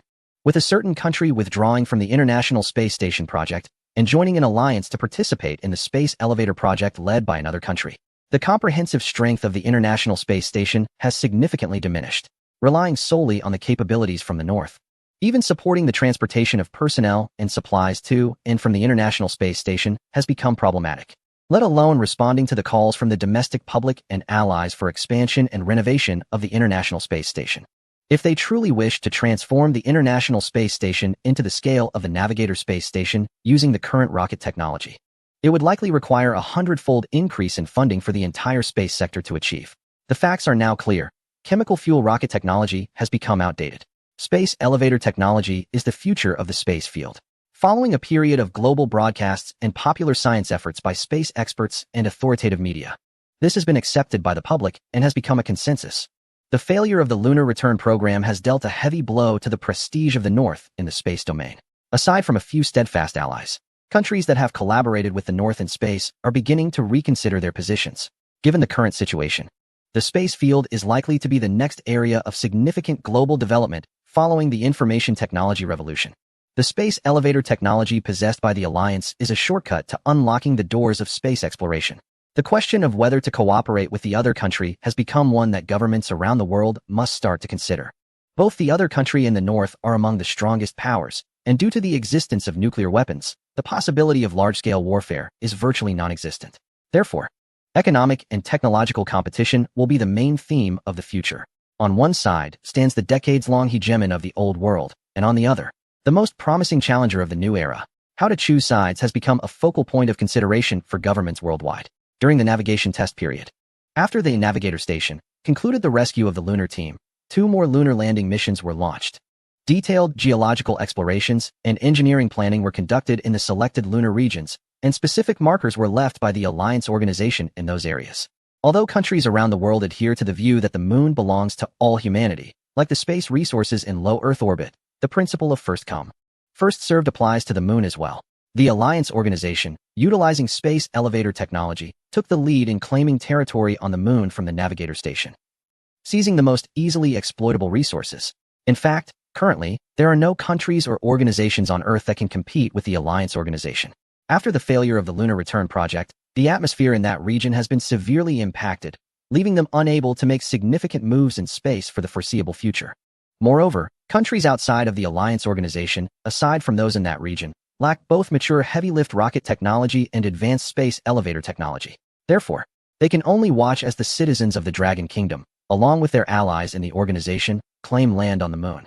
Given the successful completion of the Navigator Station navigation test mission, the Alliance organization plans to send the station to lunar orbit for a large-scale, comprehensive scientific construction task after it returns to the docking station for maintenance. This includes the construction of a lunar outpost, which will eventually expand to include facilities for scientific research, mineral resource development, and aerospace projects. This plan is expected to commence within the next 3 months. After completing their volunteer promotional tasks, Lu Lang, Lin Hao, and others returned to the docking station above the space elevator with the Navigator Station. Just as they landed, the announcement regarding the development of the moon by the Alliance organization spread worldwide. Wow, are we really going to develop the moon? I never thought we'd see this day in our lifetime. It sounds like something out of a science fiction novel, but I have a question. Given our current level of technological development, can we really effectively exploit lunar resources? Developing the moon seems like a thankless task. I haven't studied much. Can someone tell me if there are resources on the moon that we don't have on Earth, worth all this effort? Although our recent lunar return mission wasn't a success, based on my experience, I advise the citizens of the Alliance Organization's member states. The Dragon Kingdom might be painting an unrealistic picture for you. There aren't many resources on the moon worth developing. Otherwise, we would have done it first. After all, we landed on the moon half a century ago. This must be a conspiracy by certain individuals, aimed at deceiving your nation's funding and resources. The announcement from the Alliance organization immediately sparked widespread discussion around the world. Since its establishment, the Alliance organization has been impressive and active, with investments from dozens of member countries reaching astonishing levels in the trillions of dollars. Although, with the technical support from a certain nation, the construction of the space elevator and the Navigator space station has been successfully completed. These two projects are noteworthy milestones in the history of human civilization. However, for many citizens of the member countries, while they feel proud of their nation's participation in these epic high-tech constructions, there remains a sense of confusion deep down. They wonder about the commercial value of the space elevator and the Navigator space station. Unlike certain regions and their staunch allies, many member countries of the Alliance have substantial overall economic output, but their per capita incomes still lag significantly behind that of developed nations. Most can be considered relatively impoverished, which makes the massive investment in the space elevator and Navigator space station a considerable burden for many of these countries. Without clear indications of the high returns these projects might offer, many citizens have reservations. Is space tourism through the space elevator a viable option? It seems far too insignificant to recover the enormous costs in the trillions of dollars. Furthermore, with the incitement from outside countries, citizens of other member nations are increasingly skeptical about the Alliance's prospects, especially when compared to the certain nation's model of contributing primarily through technology without financial investment. Before an official response from the certain nation arrives, many experts and scholars have already begun to provide explanations. It has been suggested that a large space launch base could be established on the moon. With only 1/6 of Earth's gravity and an escape velocity of just 24 km/s, along with the absence of an atmosphere, the moon serves as an excellent launch base for future deep space exploration and a great transit station for return journeys. Additionally, this is also significant news for astronomy. The lack of atmosphere on the moon makes it an ideal site for astronomical observations. Its lower gravity allows for low-power observatory bases to support large-diameter telescopes. The absence of microorganisms and atmosphere greatly reduces the complexity of building astronomical telescopes, substantially lowering construction difficulty just by eliminating protective covers. As a researcher in nuclear physics, I can share that our nation is currently collaborating with a certain nation, and there are rumors that they have made groundbreaking progress in controlled nuclear fusion. In the view of the mainstream nuclear physics community, light nuclear fusion is indeed the most promising controllable fusion technology that humanity is likely to achieve. The moon, with its abundant helium-3 resources, is the best potential fuel source for future controllable nuclear fusion. One thing that might be overlooked is that the surface of the moon is covered with countless craters and lacks significant geological activity. Therefore, the moon's surface is rich in various mineral resources. Each crater represents a natural deposit, and developing a single crater is almost equivalent to exploring a small asteroid. What a valuable resource treasure this is. More importantly, the Alliance organization has the space elevator technology, which allows for the transportation of heavy lunar mineral resources back to Earth. Alternatively, initial development could take place directly on the moon, with factories set up for the preliminary processing of these resources. After all, environmental concerns are not a factor on the moon. Once energy issues are resolved, the speed of resource development will significantly increase. The moon is also suitable for large-scale engineering transformations. Due to its low gravity, underground exploration and city construction are much easier than on Earth. and the minimal geological activity helps maintain the structural integrity of deep underground mines for longer periods. I would like to propose that the extreme temperatures and vacuum conditions on the lunar surface provide an ideal environment for certain scientific experiments, such as those involving particle colliders. Additionally, the lack of atmosphere makes the far side of the moon an extremely suitable power supply center for light-pressure propulsion spacecraft, ground-based laser arrays. Statements from numerous researchers and top international scientists have educated the public about the importance and prospects of lunar development.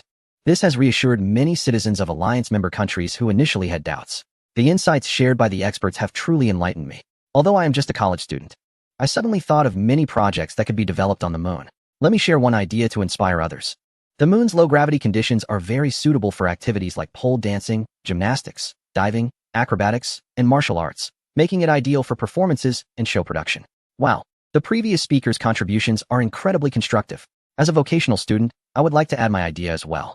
Actors using harnesses would find it much easier, making the construction of an underground film base on the moon particularly suitable, especially for fantasy and martial arts genres.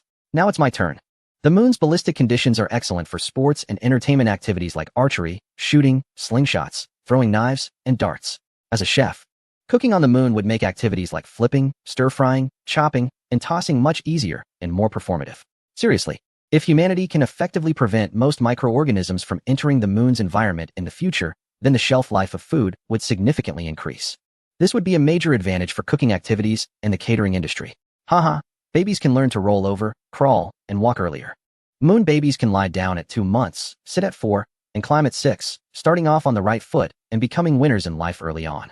I feel that if lunar tourism is opened up, online marketers, live streamers, and content creators will find a brand new arena for showcasing themselves, sparking a nationwide lunar carnival. Due to the low gravity on the moon, the risk of osteoporosis is always present, and life is about movement will become the first rule for survival on the moon.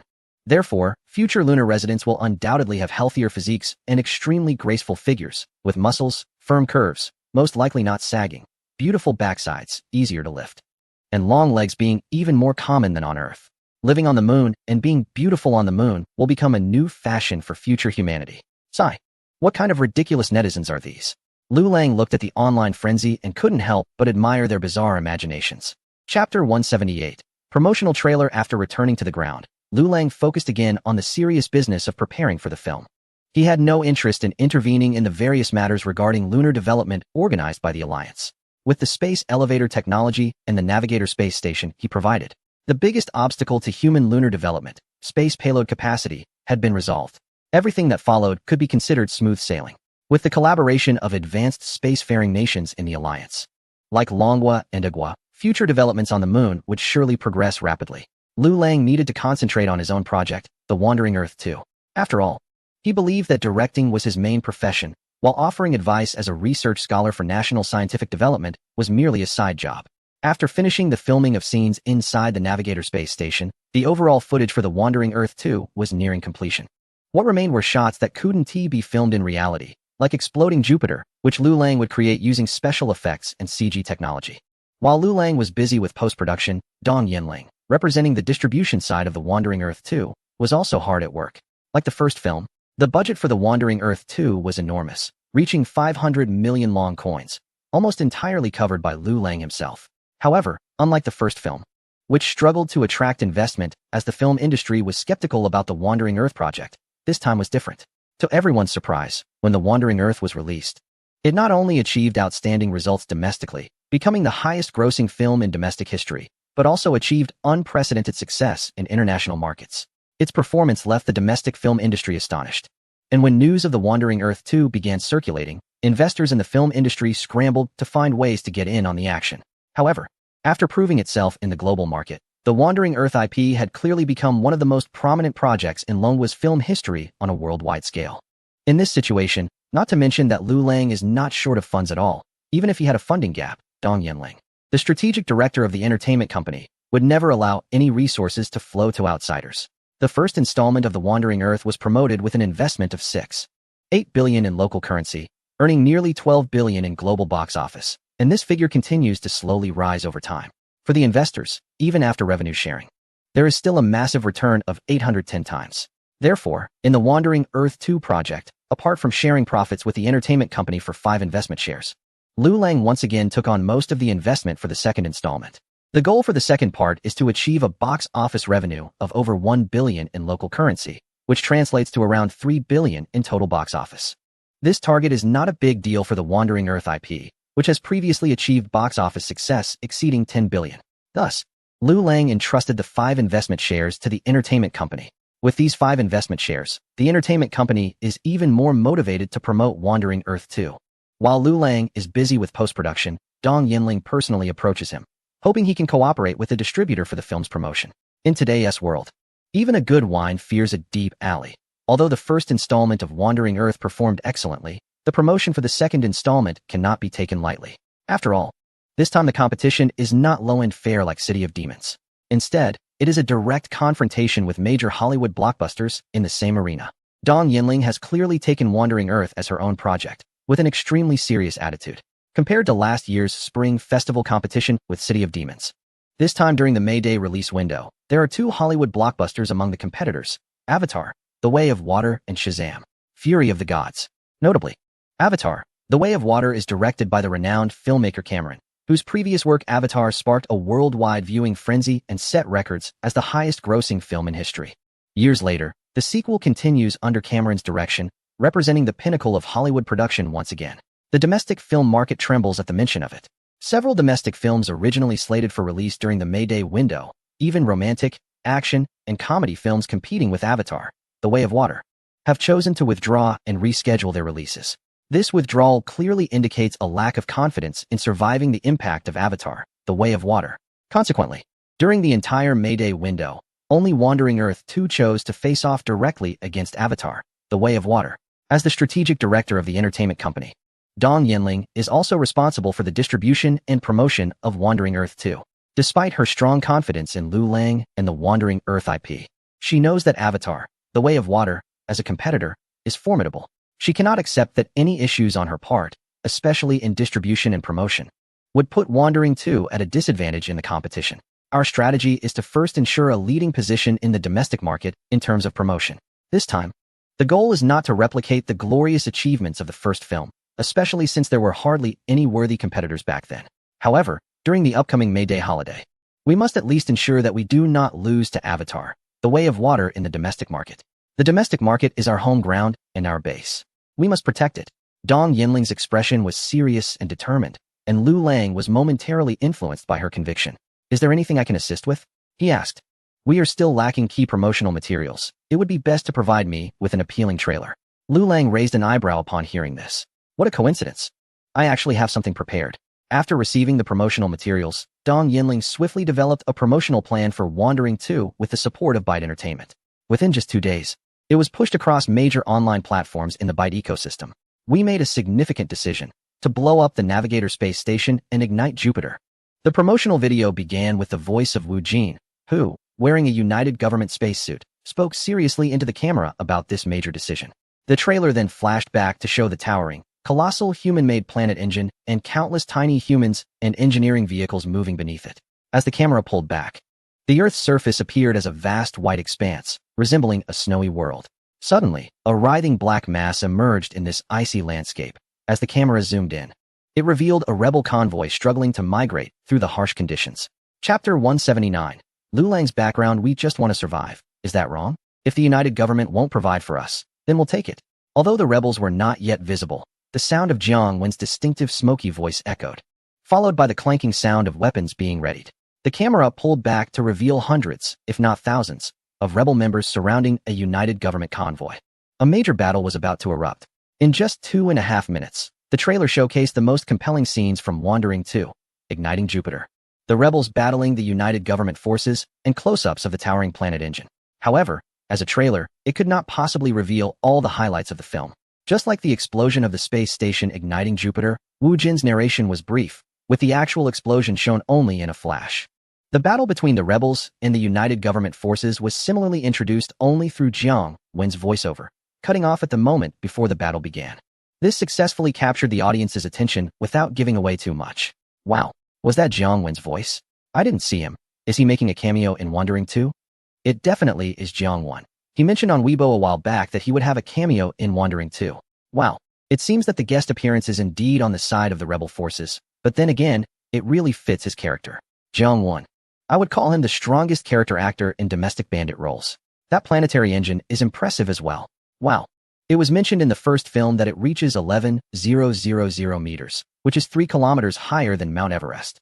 I didn't expect the second installment to have close-ups and interior scenes. The personnel and vehicles under the planetary engine look so realistic that I got goosebumps. Come on. Our country has a history of building giant projects from ancient times to now, like the Three Gorges Dam, the Great Wall, and the Grand Canal. Maybe our country really could build such a planetary engine. No way, that's impossible. Just the amount of steel required would be astronomical.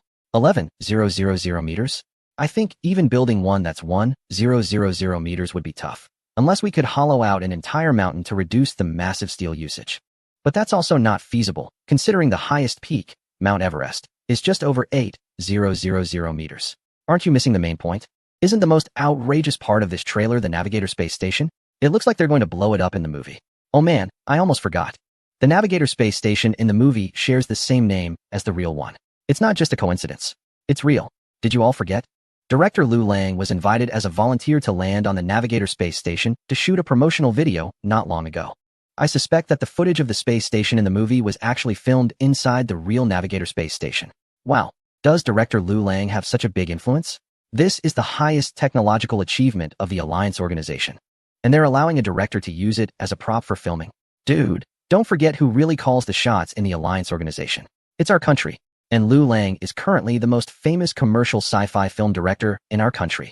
Isn't it normal for him to use it as a filming location? Don't you know about the collaboration between the military and Hollywood? Many of the ships and aircraft in Hollywood movies are real assets that the military supports filming without conditions. The Wandering Earth can be said to be the most prominent sci-fi IP we have right now, and promoting it is really not an issue at all. I think you all overlooked a key problem. Before the Navigator Space Station was built, it already existed in the Wandering Earth first film.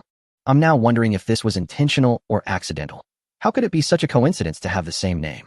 The trailer sparked a heated discussion online as soon as it was released. Related hot topics about the Wandering Earth 2 undoubtedly topped the search rankings across major online platforms.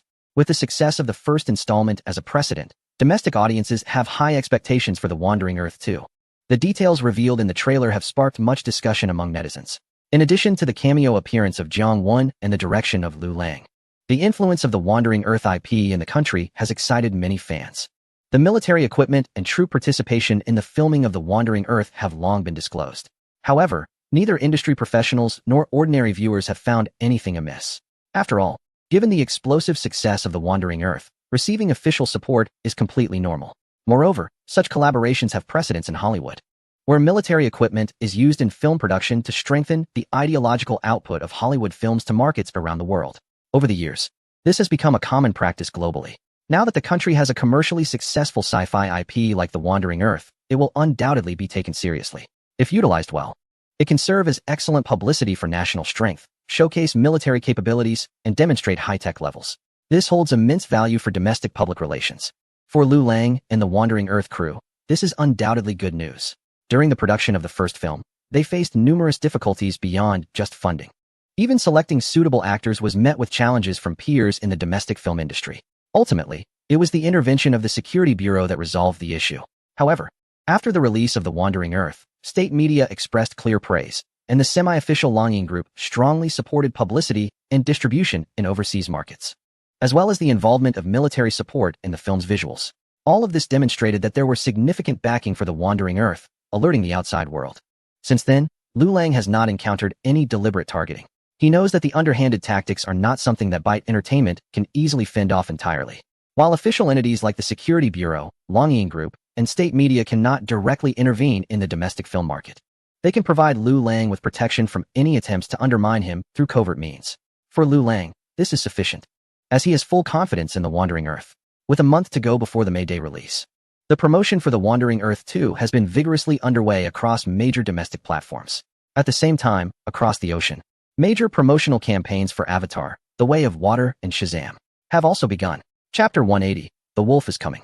The teaser trailer for The Wandering Earth 2, backed by the powerful promotion of Byte Entertainment, has swept across the entire internet of the country almost overnight. As the representative of the distribution side, Dong Yinling has done everything within her power. In fact, the the effect was just as she anticipated. Within just a few days, major internet platforms in the country were almost completely taken over by the trailer for The Wandering Earth 2, truly sparking a heated discussion nationwide. However, as other films in the May Day release period began large-scale promotions, the promotional situation became increasingly severe. In the domestic film market, there are four main films competing during the May Day period: The Wandering Earth 2, Shazam, Fury of the Gods, Detective Conan, the movie, and Avatar, The Way of Water. Among them, Shazam, Fury of the Gods, as a Hollywood superhero film, while belonging to DC, has not achieved the glorious records of its old rival. However, similar to a series of Hollywood superhero films like The Avengers, it holds a terrifying dominance in the global film market, which is evident both domestically and worldwide. Therefore, as the responsible party for promotion, Dong Yinling places great importance on Shazam, Fury of the Gods. As for Detective Conan, the movie, it can be said to be the least threatening film to The Wandering Earth 2 among the four major films. While its target audience may not be very broad, it is precisely defined, supported by the long-standing popular anime IP of Conan. Although its box office ceiling may not be very high, the lower limit is definitely not low, with at least around 200 million. Moreover, the promotion for Detective Conan, the movie, does not require excessive effort. Those truly willing to spend money to watch it in theaters have been eagerly anticipating it for a long time. So the distributors do not need to invest too much in promotion. The main audience consists of loyal anime fans and a new generation of viewers who grew up watching Conan and now have purchasing power. Just relying on nostalgia can ensure a solid box office performance for Conan. Lastly, there is the strongest contender, Avatar, The Way of Water. Backed by a top-notch Hollywood production team, a world-renowned director, and the title of a sequel to the highest-grossing film in history. With all these accolades combined, any competitor would inevitably feel intimidated. Therefore, when the promotion for Avatar, The Way of Water rolled out globally, film markets around the world felt this overwhelming pressure. As one of the top film markets globally, professionals in the domestic film industry were alarmed, exclaiming that the wolf was here. I watched the trailer for Avatar, The Way of Water, as soon as it was released, and I must say, experience speaks volumes. Although the story appears to be a repeat of the first film, still depicting human forces attacking the indigenous people of Pandora, the setting has shifted from land and air combat to water combat. However, the quality of the visuals is outstanding, as can be seen from the brief trailer. The realistic and intricate surface water ripples, the movement of hair underwater, and the complex and changing light and shadow on the water surface are remarkable. I would call it the strongest movie special effects to date. Sai, how do I put this? The first Avatar movie truly amazed me back in the day. But after all these years, why are we still stuck with the same plot of Earthlings invading peaceful, unassuming indigenous people? It feels a bit odd. And I hope the new movie brings something fresh. I'll still go to the cinema to support it. But it doesn't seem as appealing as The Wandering Earth 2. Having lived in a certain region for over a decade, I can tell you clearly that the political correctness there has gone completely off the rails. Do you know why there are more and more characters of certain ethnicities in films from that region? It's all because of this ridiculous political correctness. If a movie doesn't feature people of color in leading or significant supporting roles, it's immediately labeled as racist. Even major film awards are now influenced by this trend. The Oscars have long lost their former authority. Films that highlight racial tensions or the suffering of certain ethnic groups are given preferential treatment. It's almost as if certain groups have taken over the entertainment industry there. Wow, dude, you're really bold to say that. If someone reported your comments on international platforms, you could end up detained for a few days. If they complain to your employer, you might even lose your job. Exactly, that's why I only dare to speak the truth on domestic online platforms now. Folks, I've analyzed this. And it seems this veteran director is being quite shrewd. Think about it. With his status as a globally renowned commercial director, he probably doesn't need box office success to prove himself anymore. So, what is the goal with this new Avatar film? It's definitely about winning awards. If you look it up, you'll see the cast includes people of various ethnicities, and they're portraying the indigenous people of Pandora, facing invaders played by actors of a certain ethnicity. Add to that the themes of environmental protection, anti-colonialism, and the indigenous triumphing over technologically advanced invaders. This movie is stacking up every possible appeal. It's catering to multiple groups, certain ethnic communities, animal rights activists, environmental organizations, indigenous groups from that region, and even those with a savior complex who sympathize with the underdog. It's a calculated move to win over everyone. Wow, now that you mention it, it really seems like this director is aiming for a grand finale, both box office success and awards to cap off his career. Regardless, I feel like The Wandering Earth 2 might be in trouble this time. I don't understand why it has to compete head-to-head with a major film during the holiday season. Do domestic films really have the confidence to measure up? Bro, have you even watched The Wandering Earth? It's a benchmark for domestic films. In terms of commercial filmmaking, whether it's special effects or storytelling. It's on par with top international standards. If you insist on comparing those art films, then I have nothing to say. I never go to the cinema to watch domestic films. It's simply because they don't deserve it. I hear you all praise the special effects of domestic films as being so impressive, surpassing the competition. The other day, I forced myself to download a film titled Fortress of Magic City online to observe it. What a load of rubbish. The special effects are on par with those of decades-old special effects films, and the plot is even more cringeworthy. The most ridiculous part is that the person who recorded Fortress of Magic City in the cinema couldn't stand it and left after just half an hour. And the content uploaded to the piracy site was only that half hour. You really are something, picking out the worst film from so many options. Chapter 181. The situation is not optimistic. Viewers who have seen the trailer for Avatar, The Way of Water are expecting quality despite some annoyance at its forced political correctness. After all, the saying that anything produced by Cameron is guaranteed to be a masterpiece is almost a law. True Lies, Terminator, Titanic, and Avatar are all classics that are well loved.